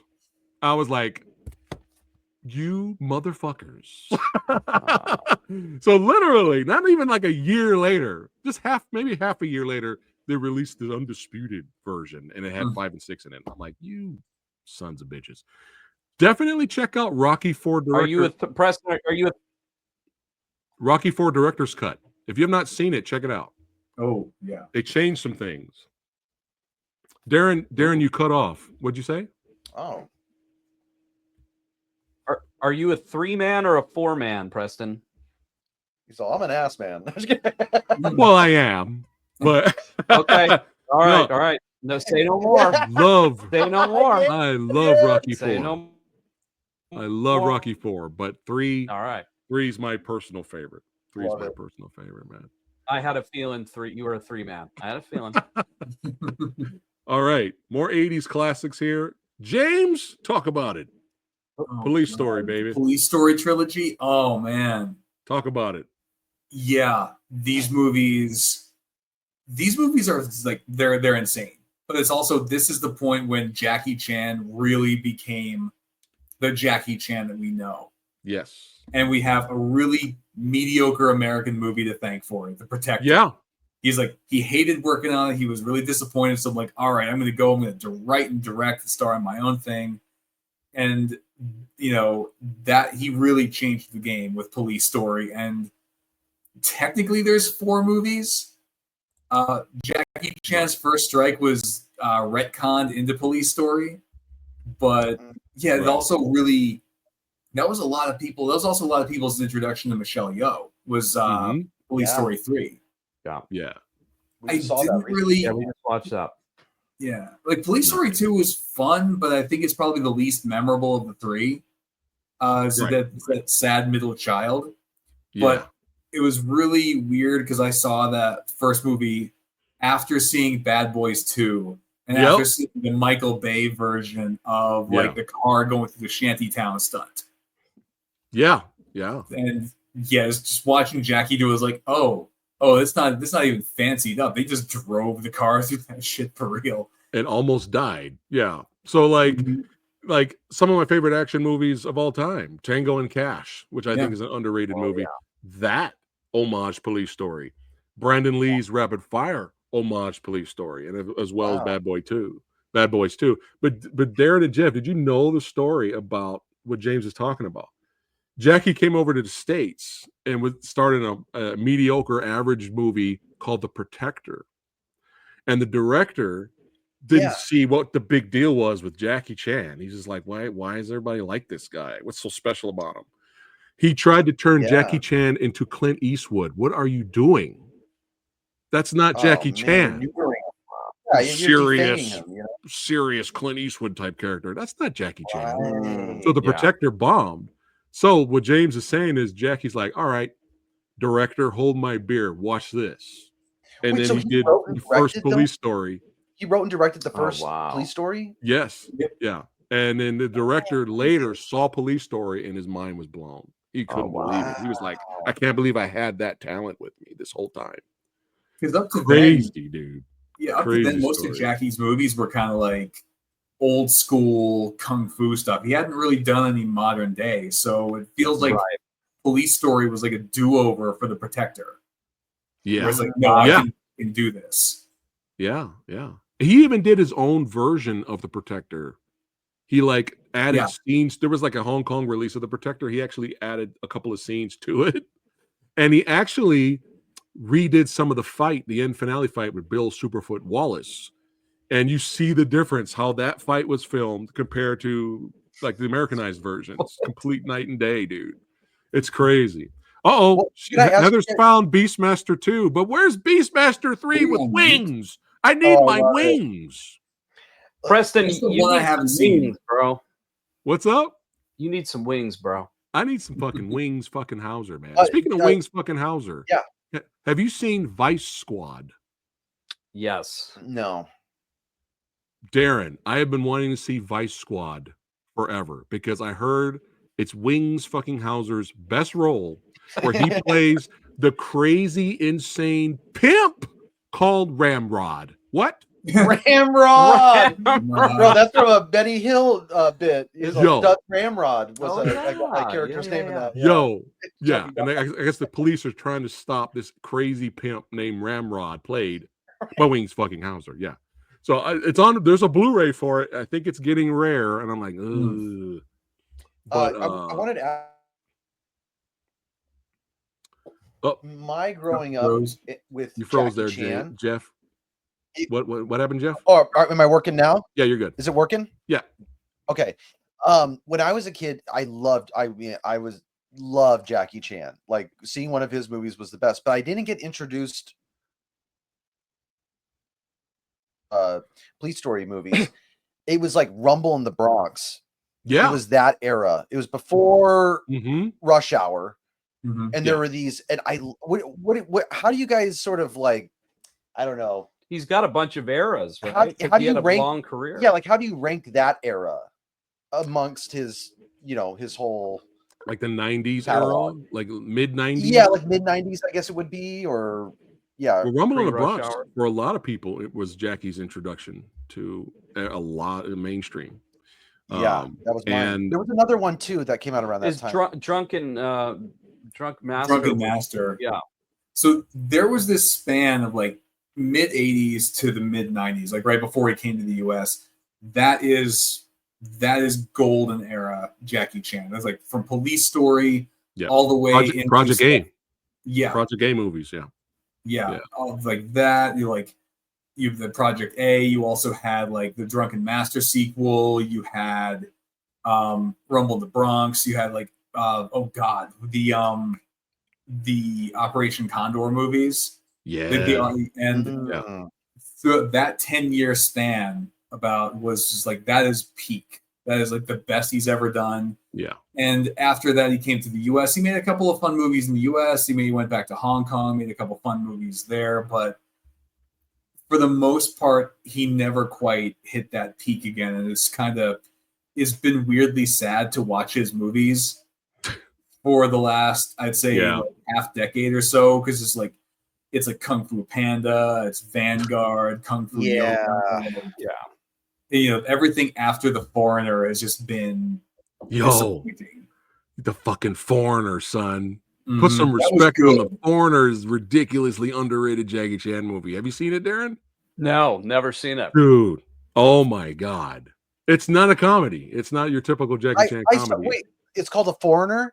Yeah, with Pierce Brosnan. Yeah. I saw that. Yeah. I did see that. It was strange because I was expecting like a Jackie Chan movie, and it was like, he went straight serious drama revenge. Yeah, because what happened to his daughter in that. That was great. That's probably one of the most. Though I probably yeah. There you go. Last good Jackie Chan flick was The Foreigner. Yeah. Well, that was okay. I got to let himself look and feel old, and after that, he's like, "Well, no, I'm going to dye my hair black. I'm going to, even though I'm in my 70s, I'm going to pretend like I'm still 40 something." Yeah, and it doesn't work, man. You're like, you're old. Like you use a stunt double for basic stuff now. Like he had this opportunity to move on and try to take on more mature roles, but then he decided to regress and try to be what he was in maybe the 2000s, making stuff like The Tuxedo. He's doing another Karate Kid right now. You know what he needs to do, real quick? He needs to do a convalescent home movie where the bad guys are coming in the convalescent home. Dude, that's brilliant. Dude, I know. Brilliant, dude. Come on, man. All right, that actually is a good idea. Dude, Jackie Chan can make a fight scene out of anything. Just so you know. He could be in the wheelchair. I'm a high volume shooter, okay? Yeah, man, like use the crutches and just fuck dudes up. It was brilliant. Walkers, bro. The tennis balls. I was thinking about this the other day, though. Like all of our action stars. Bubba Hotep. It'd be like Bubba Hotep with action, with martial arts. Like all of our action stars are old. Like the youngest guys are in their late 40s now. Like Donnie Yen just turned 60. Vin Diesel, Jason Statham are all like 57, 58. Tony Jaa is like 40, 48. And we don't like.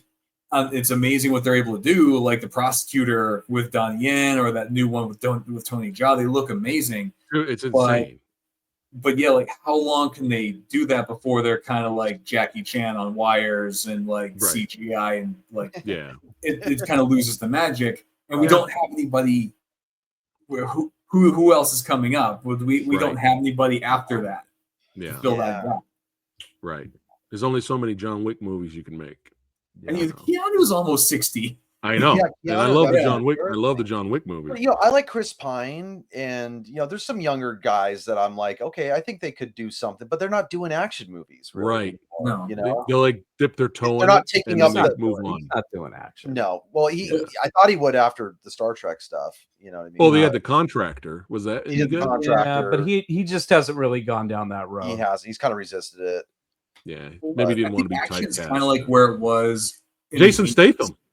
He's still kicking. The Beekeeper was fun. That was good. You know, like you remember the 80s. Like, was that good? It was fantastic. Beekeeper, was that good? Oh, watch it. I want to. Okay, I love Jason. I love. Yeah, Beekeeper's great, man. It was like an '80s movie made today. But yeah, like you remember, Beekeeper. You remember the 80s, like that. It was like lots of great stuff, but it was all dirt cheap. It was all these like super like low budget canon films, like these like Death Wish sequels or these Chuck Norris movies. And I feel like we kind of hit this peak in the 90s where it's like all these mega budget stuff, and now we're kind of back where we were in the 80s, where a lot of the best action movies are these little cheap, you know. Yeah, straight to streaming, like direct to video stuff, or like if it goes theatrical, it's like Upgrade was what, $5 million. It was a nothing budget, but it was great.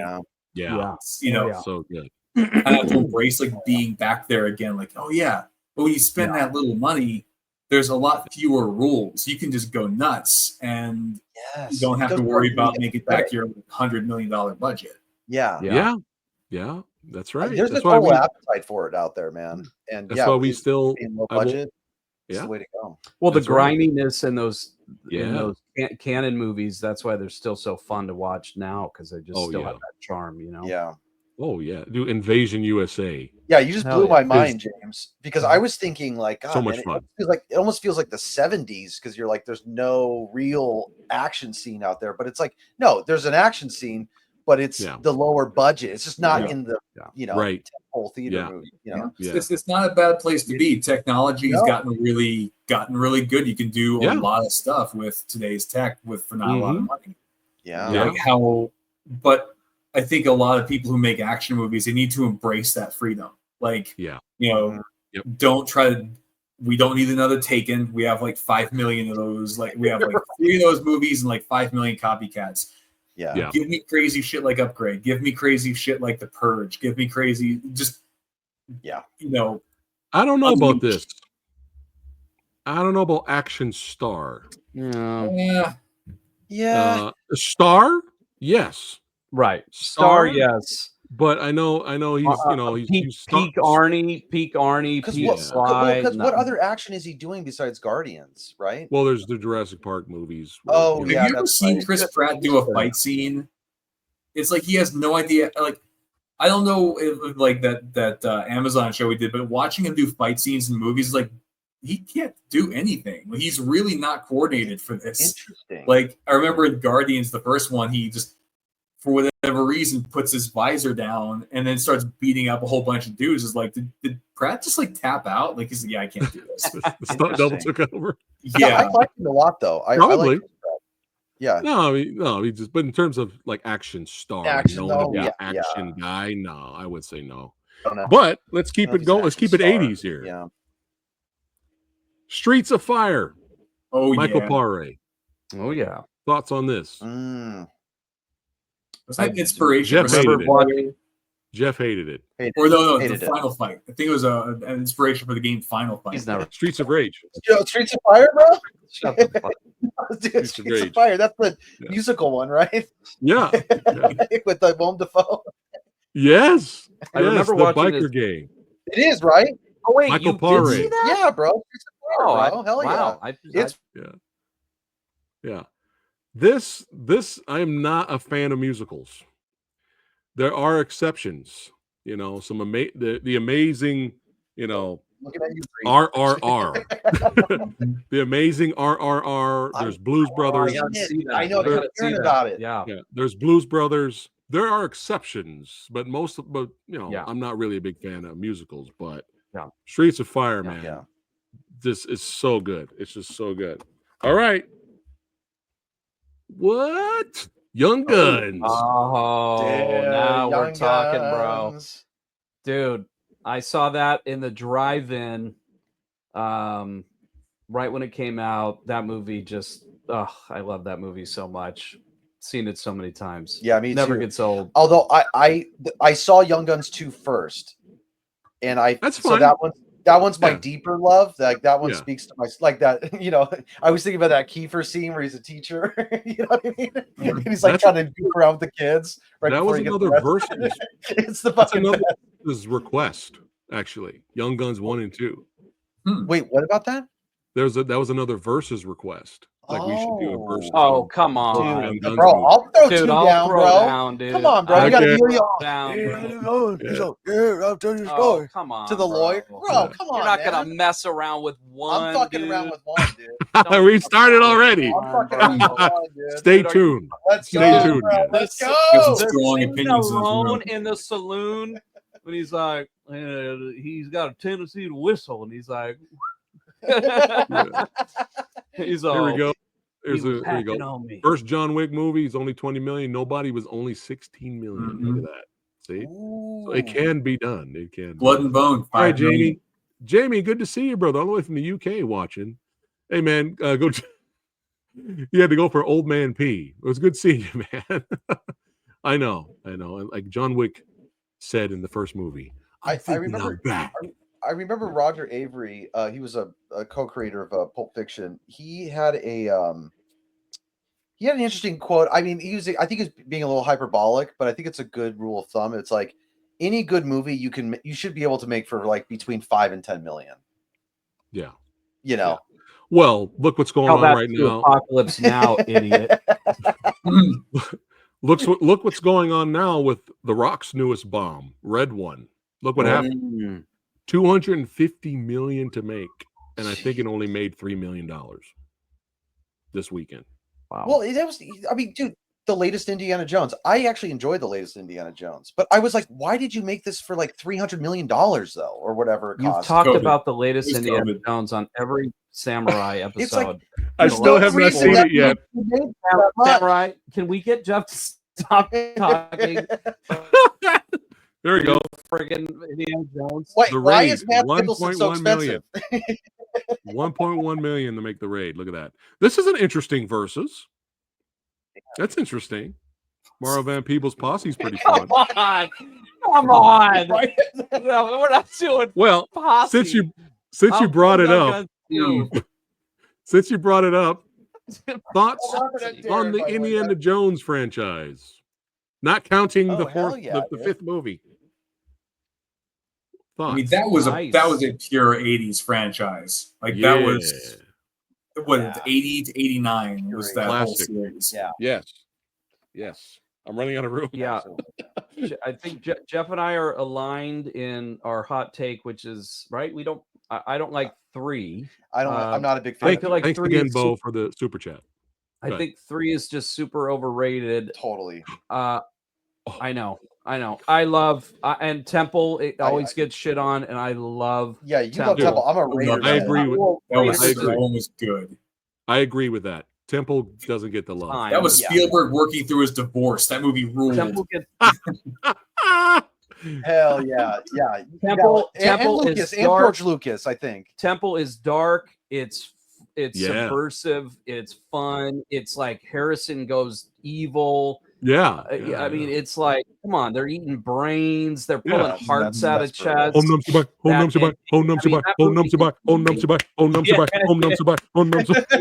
dude. Come on, bro. I mean, you can eating bugs and shit. Yeah, dude. They took the stones from here. They took the stones from here. Oh, here we go.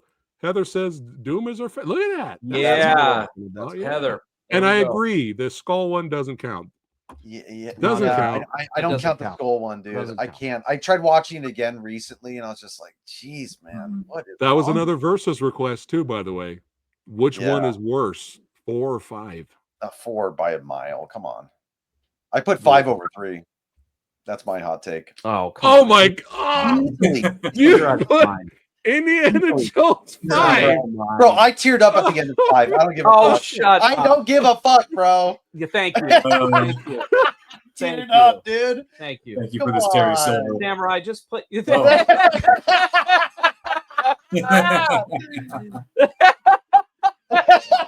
Yes, I love it. Thank you. I will debate anyone on it. Oh God. Ooh, oh man, I think I'm going to be we okay. need to end on that note. Just so I'm going to be okay. Go out in a blaze of glory, like actually, we got one more. We got one more.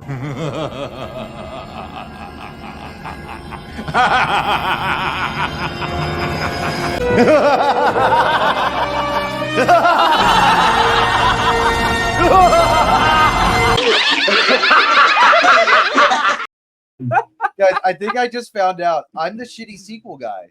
Because I also love Ghostbusters 2 more than 1. Oh, shit. Yeah, you 2 over 1, bro. You are so stupid. This is bad comedy. Yeah, T2 over T1. Everyone agrees. Oh, everybody. Yeah. Well, I love T1, but I love T1 too. Yeah. Oh my God, this is amazing. The other sequels, bro, I love Howling 7 more than Howling 1. I agree. Well, you know, it is pure entertainment level. Anything You say can happen. Gremlins 2 over Gremlins 1, I'm gonna slap you. Keep my mouth say it. All right. Yeah, hell yeah. Oh yeah. Oh, the Thing. Hell yeah, dude. Also better than original. Thank you. Oh, there you go. No. There you go. And they're re-releasing the video game of it soon, which is going to be awesome. Yes, I saw that. That. They're remastering the PS2 classic, right? Oh, yeah, they're remastering it. Hopefully, like I remember playing it back in the day. It was really hard to control. I'm hoping they fix that. Okay. But it's like a straight sequel to the movie. Oh wow. Can we just talk? Sorry, he mentioned Blind Fury, best movie. Dude, fucking Blind Fury is so much fun. That's right, for sure. Whew. I'm still tripping over. Indiana Jones 5 is better than 3. Thank you. What hot take? What was the real hot? You said Indiana Jones 5 is 2 is better than 1. Oh, everything you're doing is bad. Yeah, come on, bro. You don't got McNichols in there or whatever his name is. Okay. Bad sequel. You're the bad sequel guy. Which one's your favorite RoboCop? Sorry. You're gonna hate me after I tell you this. You don't want to hear this. I've never. I want to hear it. I want to hear it. I know. I've never seen a single RoboCop. What? Huh. Any of them? Not even the first one. None of them. Darren. I know. Darren, come on, man. I yell at him all the time. I got weird blind spots because I love. Look, I'm a huge Terminator fan. You'd think I'd want RoboCop, but it was like, to me, RoboCop was like, well, you're not Terminator, dude. Get out of here. So when I was a kid, I missed it, and then when I became an adult, I was like, I had my weird, like my indie art house film phase, and then right. Yeah, so I just haven't caught fast fact. RoboCop 3 is in our movie. It's in The Retaliators. Yeah, that's right. Bobby Burke. I have a prediction. Yes, sir. Jeff's going to watch all 3 in a row, and Jeff's favorite is going to be.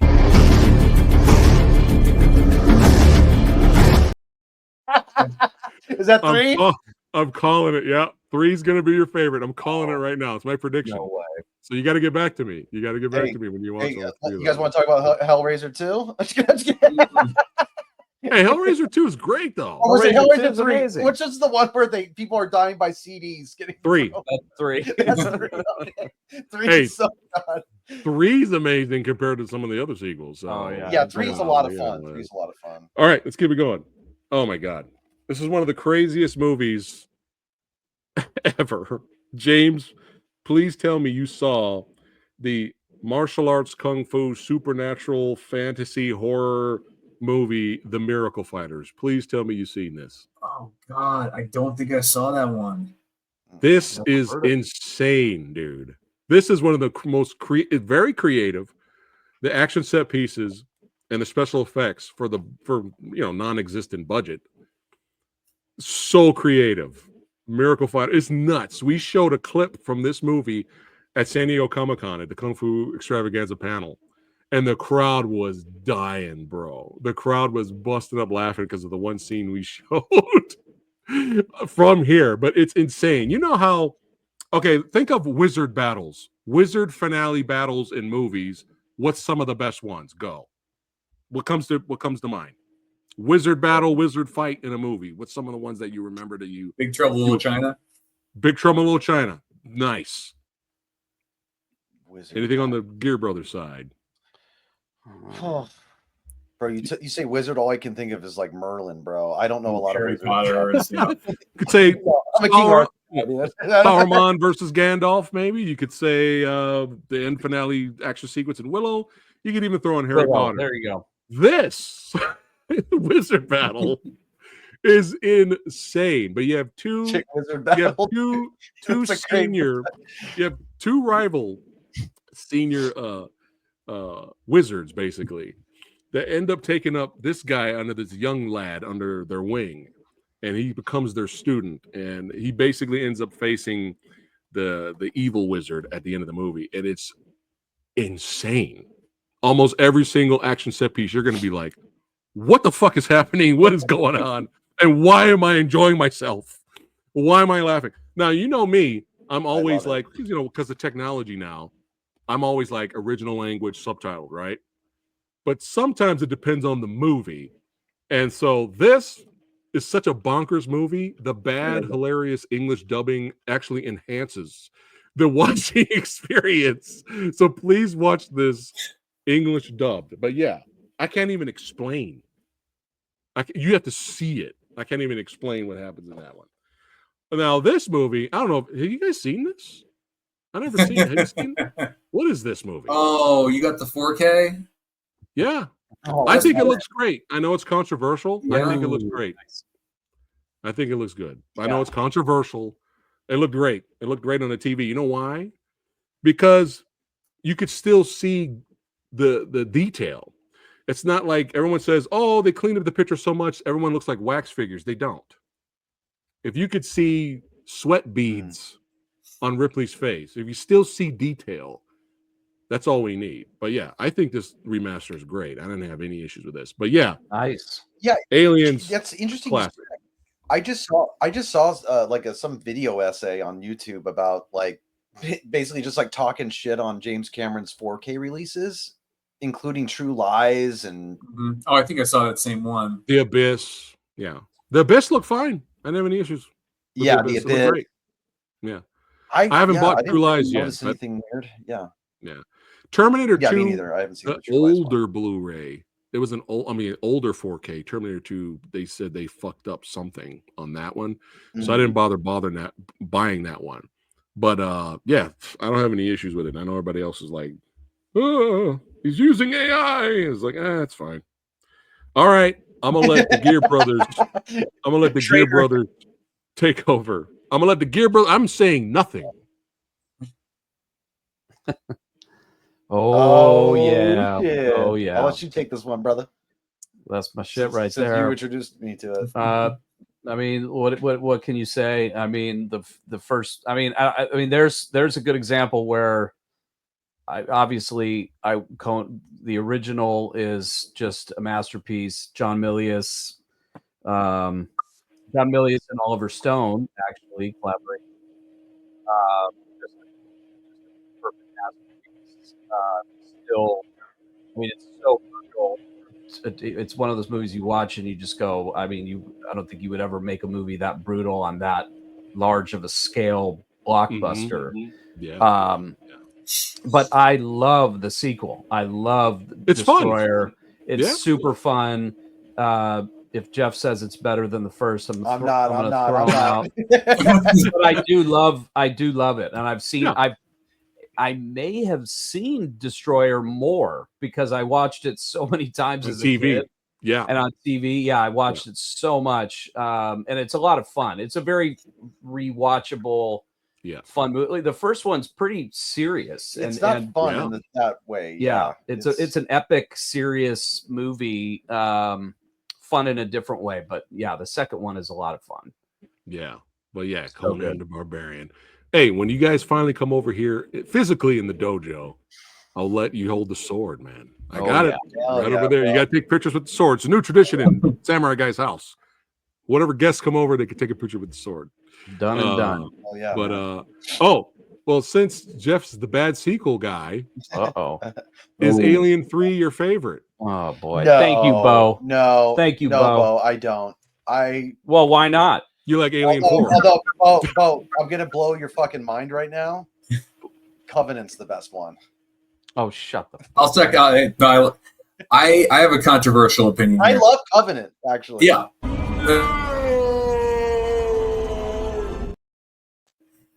I am of the mindset there are no bad Alien movies. They're all so different. It's like they're not what you want them to be. Like Alien, great haunted house movie, great slasher flick.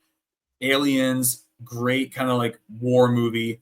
Alien 3 is this really great bleak prison movie. Alien 4 is this really fun campy movie. Covenant is wonderfully mean to everyone, and Prometheus. I actually enjoyed Prometheus, but I do see the criticism. I still enjoyed it. Yeah. But everyone's like, "Oh, this one sucks." Like, well, no, it doesn't suck. It's just not what you wanted. There's part of it that's good. I see what you're saying. Yeah. Is it still good?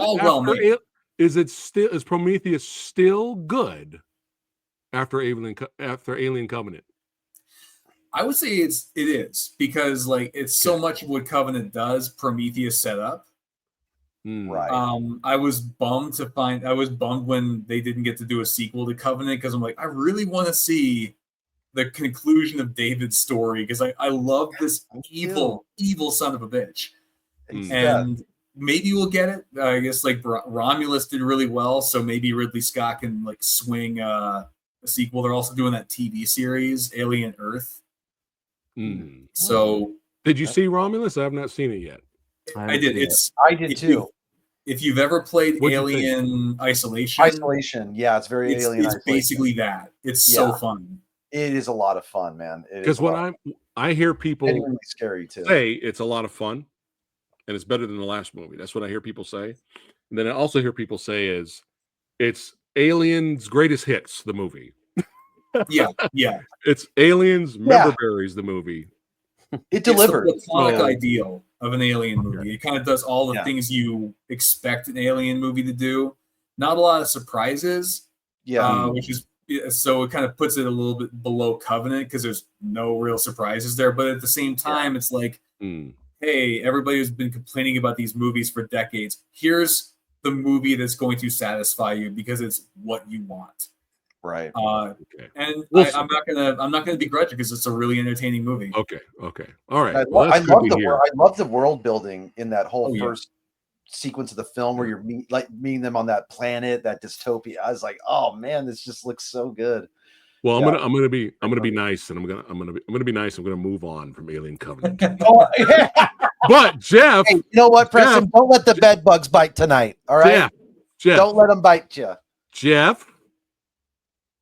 No. Last Jedi is great. Yeah, bro, I like Star Wars. Okay. All right. We're still in the 80s. We're still in the 80s, but you can include the recent ones if you want, just for fun. Matt. Oh yeah. Mad Max. Thoughts on Furiosa, James? Furiosa.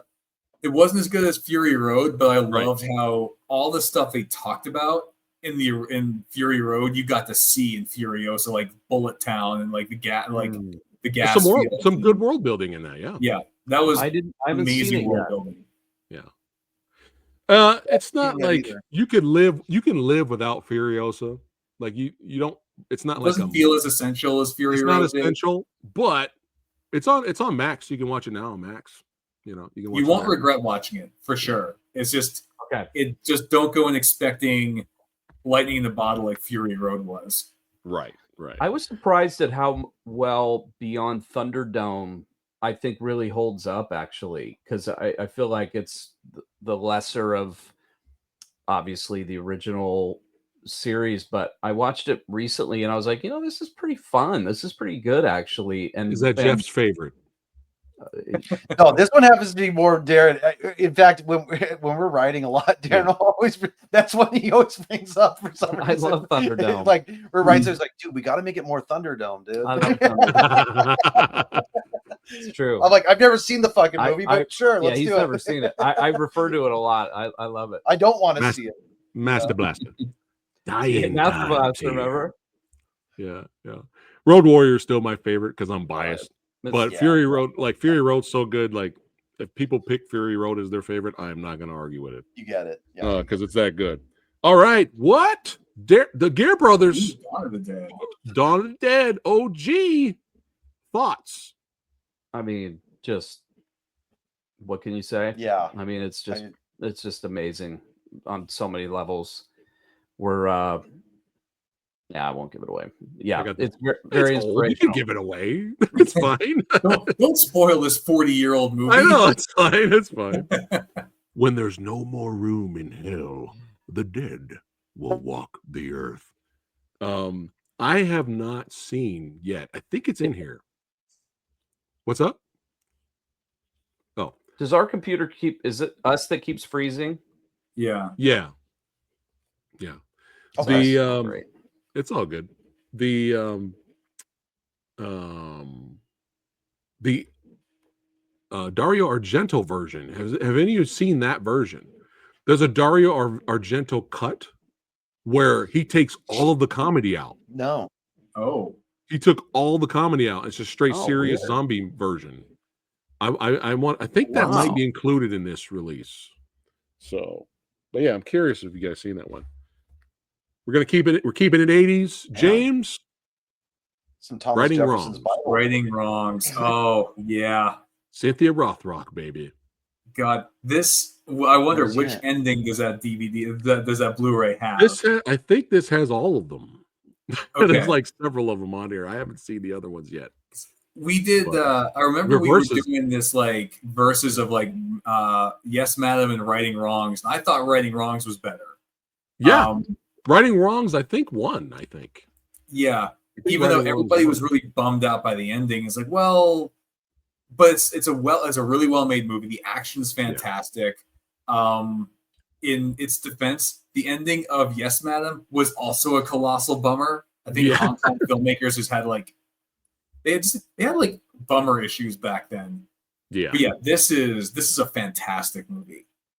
The amazing stunts in this, some of the best fight scenes filmed ever, brutal hits. Cynthia Rothrock is amazing. People die horribly in this movie. Up in this.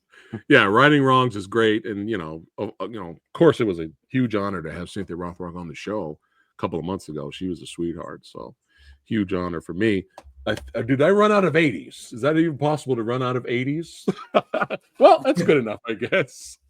But speaking of old school 80s classic video games, hey, James, I don't know if you knew, but these guys over here are fans of Rastan, son. Oh, yeah.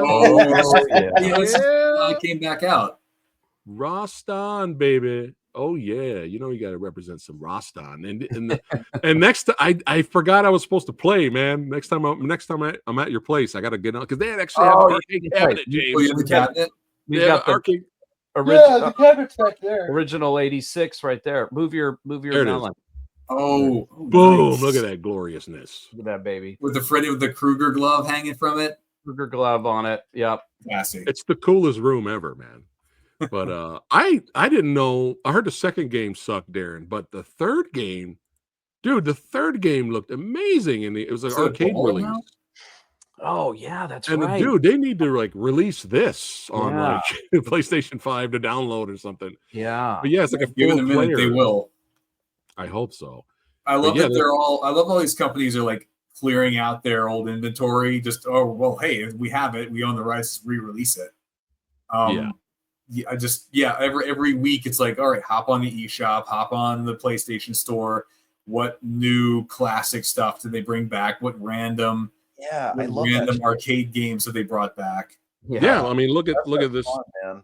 When I was hanging out with Radical Reggie last week, this is one of my newest pickups there. Ninja Turtle, the Nintendo versions are on here. Super Nintendo versions. I gotta get that, man. Does it have Turtles in Time? Dude, it's got Turtles in Time both on versions, here. The arcade and the arcade versions are on here too. Oh my god, that's great, dude. I gotta get that. I didn't know they released that. And now, because I'm a professional, sometimes I like to think so. Let's segue to what? Lost Phoenix video game, baby. That's right. My man's got a video game based off of his film. So something I started doing is I had this crazy idea. Like, what if it would be really neat to like turn my movie into a video game? And now that's a video game for the Game Boy Color. It's about to get a physical release early next year. Wow. And I'm already in pre-pro on my next movie. And also the game is also in work and it will be ready before we go into production. Yes. So like incredible. Yeah. It's a really fun game. It's the Game Boy Color it definitely has some pretty hard limitations. I think in the future I want to try to like do more stuff with like Unity and Unreal. It's because like you find out like, oh, the Game Boy Color, great. Like I can only fit like this many guys on the screen because the tile limit dies at 10. Like what the hell? But we were able to eke a lot of like fun stuff out of this. And the new one I'm working on, the Layover Hit, it's that, but like better. It's like with all the stuff learned, like, okay, well, how do we take this game and make it better? How do we make the bosses more fun? How do we make it more challenging? How do we make the move sets and whatnot? Yeah. Just, everything I did before, but better. And kind of taking the same ethos with the movie, like everything I did on Lost Phoenix, but let's do it better. Yeah. Yes. But also I kind of like started advocating for other indie filmmakers, like, like try if you are into games, try to like make games to tie into your movies, and you like no one's doing that. Like no one. And I would love to see like the Hollywood studios basically bailed on it because there was like not enough money in it for the expense. But now indies like, oh yeah, shit, like we made a Game Boy Color game, like a platformer. Like, what if you decide like an RPG, or like if you make a horror movie, you could always like horror games are pretty common. Hell, you want to do like old school Resident Evil with tank control style game? Go for it. Oh, I fucking love that, dude. Yeah, I actually love using tank controls on those. OG, man. I can't use regular. If anybody wants to play this, everybody watching right now, there's a link. You can play it now. There's a link in the description box below. Check it out. Throw my man a tip. But segueing to this, I was going to segue to you guys, the Gear brothers. Dude, I saw a game that was released recently. And I saw the trailer and I was like, dude, this is amazing. This is amazing. And the first thing I thought about was a Retaliators video game like this. Did you guys know there was a 2D action / like Roston action game that uses the franchise, that crosses over the franchises of Halloween and Evil Dead? Did you guys know this exists? Halloween and Evil Dead. Did you know this? No. Just came out. Dude, and everyone's loving this. Let me do a screen share here so you guys can see. But yeah, this right here, it's called Retro Realms. It's on PS5, plus you can get it digitally. Oh, PS4 as well. But dude, look at this, dude. This is great. It's literally like you play as like Michael Myers for that. Yeah, dude. Game. I'm trying to see if there were some screenshots. But yeah, there's like a Halloween section where you play as Michael Myers cutting people down. Oh, here we go. Look, can you see that? That's awesome. And then look at that. You got Ash shotgun blowing dudes. Dead Eyes. Can you see that? Did I bring it up? I think we're still on Halloween. Okay, hold on. But yeah, I saw those. They're like 16-bit platformers, but they're really, really gory. And can you see it now? Yes. Okay. So that looks amazing. Yeah, see? And then there's Ash, the shotgun blasting dudes, right? Hell and then you go Myers fucking up zombies and shit. But look at the carnage. Look at this. This is Retaliators, the video game right here. Yeah. Like cool. This shot right here made me think of a Retaliators video game. But yeah, there's Halloween levels, there's Evil Dead levels, but you could cross over characters in each other's worlds and play. But yeah, dude, this is look at this. This is the Retaliators video game right here. There's a lot of these like retro. I think you were calling it James, like those retro 16-bit games that they're making now. It's great. I love it. I love video games. And we had spoken a little bit about, actually, do you remember that, Darren? Speaking about the Retaliators video game kind of early on. We didn't pursue that line, but I could see it in the future, though. I could see some kind of video game crossover. I really want to tie in more video game stuff to what we do in the future. Just, because they can be simple games like that. Not that it's easy to do, but it doesn't have to be a AAA fucking, release from a huge studio or anything. Well, that's why I like retro games, is because they're more focused. So if you as opposed to instead of trying to make like The Witcher 3, make something like the Lord of the Rings brawlers for the PlayStation 2. It's like, okay, you're concentrating all of those resources and all that game into one really tight, concise package. Like I tried to make the game myself for months and failed miserably. Yeah. So as a last ditch effort, I'm like, you know what? Screw it. Let's hop on Fiverr, just Game Boy Studio, BB Studio. And I found a couple people, and I reach out to one guy like, hey, what would, if I wanted to do this, what would it require? Within 20 minutes, we're making a game together. I'm like, well, that was quick. This guy is like, I was like, did he voodoo me? Like, what happened? How'd this happen so fast? But the cool thing is I was really, really hands-on in the making of it, but I didn't have I'm not a programmer. I'm not a good pixel artist, so I had to find people to kind of fill the gap. But I was also still the person who designed the game. I still play tested it. Yeah. So and I did it one time, and I'm doing it the second time.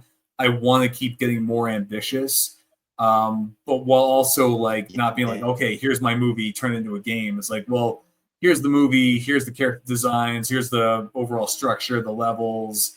I was still doing the design doc. So if you kind of run into, you weren't Spielberg being like, I wasn't give it to the one, give ET to the guy and have him make it in 6 weeks and it'll be terrible. But right. But yeah, I didn't have those skills, so I'm going to seek out people who do, and that's and it's a lot like filmmaking. It's a lot like directing a film. You're trying to work to make sure the people work. What's that? Oh, it's like directing a game is the same. I mean, the directors aren't doing the coding. You know what I mean? And that sort of thing. Yeah, if you guys wanted to do a Retaliators video game, there are so many resources out there. There are so many tools out there. It's not like the back in the day where you had to basically code the game from scratch. There's engines, there's templates, there's just a lot to use. So if you decided to go that route, you could probably pull it off and make a really entertaining game. The one thing I learned from studying other movie-based games is don't get scope creep. Don't try to go super big for the game, because then that's when things get wonky. That's when I could see your next game being like a Streets of Rage or a Final Fight. I could see that, James. That'd be dope. I really want to do that. You remember that idea I told you about, Destroy All Heroes, the Super Sentai one? Yeah, yeah. So the game I want to make for that would be like a JRPG. Oh, okay. That takes place like you're basically like on this Power Ranger style team, but you're like the new guy. So Okay. because the other guy on the team he died, his powers went to you, and now you're basically trying to navigate high school while also being pulled into this war, and also kind of getting to know your teammates who all have like tons of baggage, all this like stuff they're working through, and over the episodes you kind of like get to know them better. You do the whole like you fight the foot soldiers, then you fight the boss. Yeah, but sure, why not? Have fun, have a ball, man. I say do it. Samurai, we're gonna probably have to sign off, buddy. This computer keeps freezing, and yeah, I'm getting ready to wrap it up anyway. It's all good. Perfect, perfect.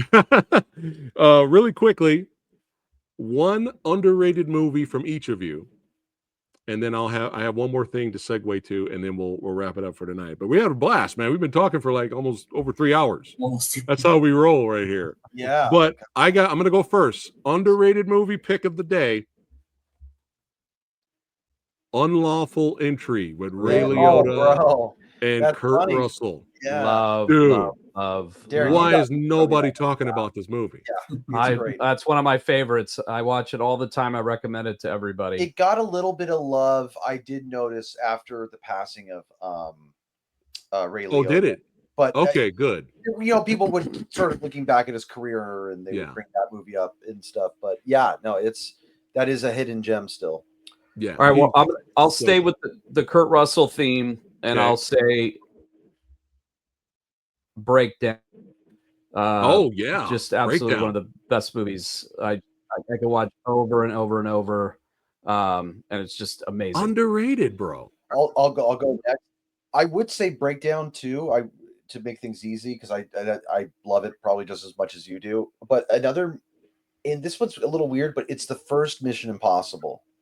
The Brian De Palma one. Mm-hmm. And I know that one has the most iconic imagery of the Mission Impossible series, but people don't generally talk about it as their favorite one. Yeah, that's true. And it does get criticized for being good pick and stuff, but I love, that's one of my favorite films of all time.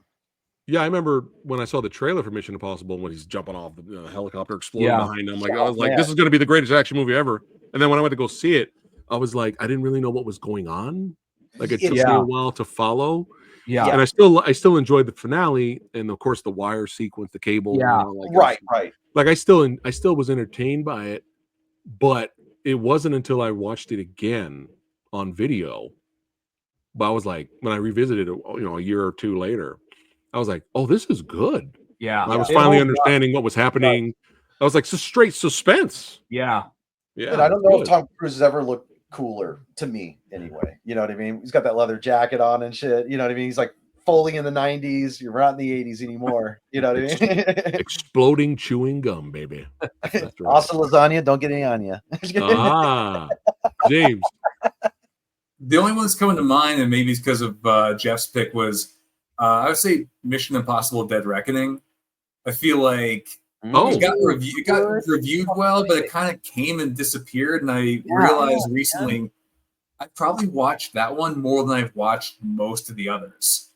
I made an action movie during COVID, so watching their action movie during COVID has been like wow, every frame of this looks like they're having to relearn how to make a movie. But I can't put my finger on why it's such a fascinating movie, like why it's like as good as it is. But it really kind of feels like it got short shrift. 100%. The Barbenheimer phenomenon. Well, that was part of it. And they promoted it too long. I'm sorry. I remember seeing a trailer like 2 years before it was coming. Well, that's because of COVID. I know, but still, it was just But what was annoying was the press only focused on, it didn't make the amount of money that it only made like $800 million, and it should have made. That's the story. It was $1 billion. And it was, I remember it was like this. Why is nobody talking about the? It literally feels like a roller coaster ride from opening frame to the end. I mean, the movie's amazing. I saw it 3 times in the theater. Yeah, I loved it. I agree with you. Yeah. Totally underrated. I'm a fan of the franchise. I'm a fan of the franchise. I still have not seen it yet because I'm the part 2 is right around the corner and the trailer looks good. So we're probably going to watch it and then go right to the theater. And you will love it. You're going to love it. You'll love it, Samurai. It's so much action. Oh, the action. It never stops. Yeah. It just goes the whole movie. Right. James, that was a great pick because I honestly only think Darren was the only one that told me it was good. No, I've talked to other people and they were like, they didn't really like it. So that was a good pick. That one James. too, man. They were like, some of it was okay. And I don't know. They were disappointed for some reason. Did it do better on video? It wasn't as good as Fallout, I guess. But then again, Fallout didn't have to contend with like a pandemic. But right. Watching it, like I watched it and I started watching like MI5 again just because I don't know, I just got on the kick. Yeah. And for Dead Reckoning, it doesn't look like any other movie I've ever seen. It doesn't flow like any other movie I've ever seen. It really does. Like, I don't know. It's just there's just something that's so unique about it, and it kind of makes it like that much more interesting. But also, like the story gets really twisty. It's a lot funnier than most of the movies, especially when the little yellow car through Rome. Oh, that's so great, bro! You're watching these crazy action sequences and you're laughing at the same time at the edge of your seat. You know what I mean? Nice. Yeah, you'll love it, Samurai. Great fights, great stunts. It's great. Nice, acting, great picks, great underrated picks from all of us. Yeah, great picks. But we're gonna wrap it up. But let us know in the comments below what underrated movies you think need to get more love. Make sure you follow the Geare Brothers on Instagram. Links are in the description. Follow my man James Couche also on Instagram. Check out the movies Lost Phoenix and the Retaliators on Tubi, and also Screenbox. More awesome. See, I got the inside scoopies. I'm not gonna be a fucking asshole like the rest of the fucking internet. I'm not gonna spoil shit. But I heard some things, all right, from both of these talented filmmakers, and there's some cool, awesome shit coming up very soon. So yeah, I won't spoil it until they give me the green light. But so stay tuned. Before you got to follow them if you want to know what's coming. You got to follow both of these guys. And if you had fun here with the old Samurai Guy, don't forget to like, share, and subscribe. Hopefully, I'll be back on a normal schedule, which kind of looks like will be January, hopefully, maybe February, because it's the holiday season and we're working insane, crazy extra hours, extra days. So I'll be dead. I can't get back to my usual Movie Dojo podcast schedule. Hopefully, I'll get back to that very soon. But I will leave with this. Now, I had a great time hanging out with the Geare Brothers. We watched the amazing Good Bad classic, Above the Law, not starring Seagal. I'm sorry, Beyond the Law. Excuse me. Beyond the Law with Charlie Sheen. We were busting up laughing and enjoying ourselves watching that. So I had a blast. So now it's my turn I have to return the love. So next time you guys hang out with Samurai Guy and Poison, whether I come down there, well, you'll probably have to come over here to watch it because you need an all-region Blu-ray player. I need to trust you guys. I'm going to show you a title. I need you to promise me you will not look up anything on it. You will not look at the plot. You will not look at the plots because we love our B movies. You will not look at the plot synopsis. You will not look at the images, poster artwork. I'm risking it already showing this. You must not watch the trailer. You must go into this blind. Okay. All right. But when you come over here and hang out, we'll have to figure out a day to do it.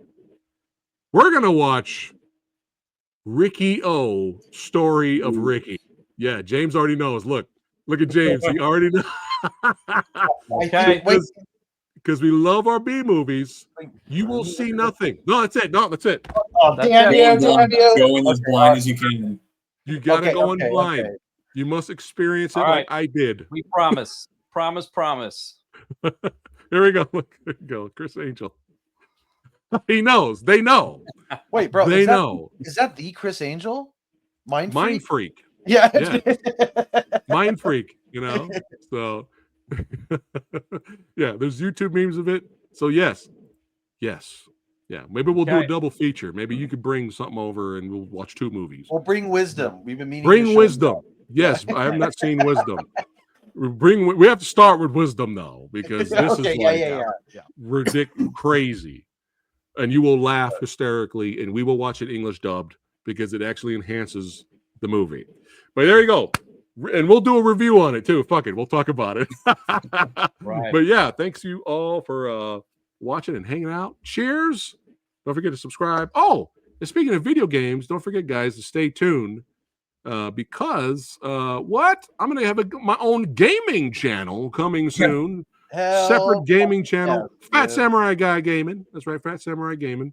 And you can see how horrible I am at video games. It may be a new fetish, watching somebody die in video games over and over again. It might be somebody's turn on. I don't know. Because I am horrible. I don't have the reactions I used to have. You're turning me on right now, so something's working. Well, that's what I do. All right, so stay tuned for that one. And James, I'm gonna have to have you on that channel too, talking more video games and all that good stuff. All right, guys, take care. Keep watching movies. Represent the 80s, son, and let us know. Give us some recommendations of some recent films that you guys enjoyed below. But just all remember this. Most importantly, that Indiana Jones 5 is better than Indiana Jones 3.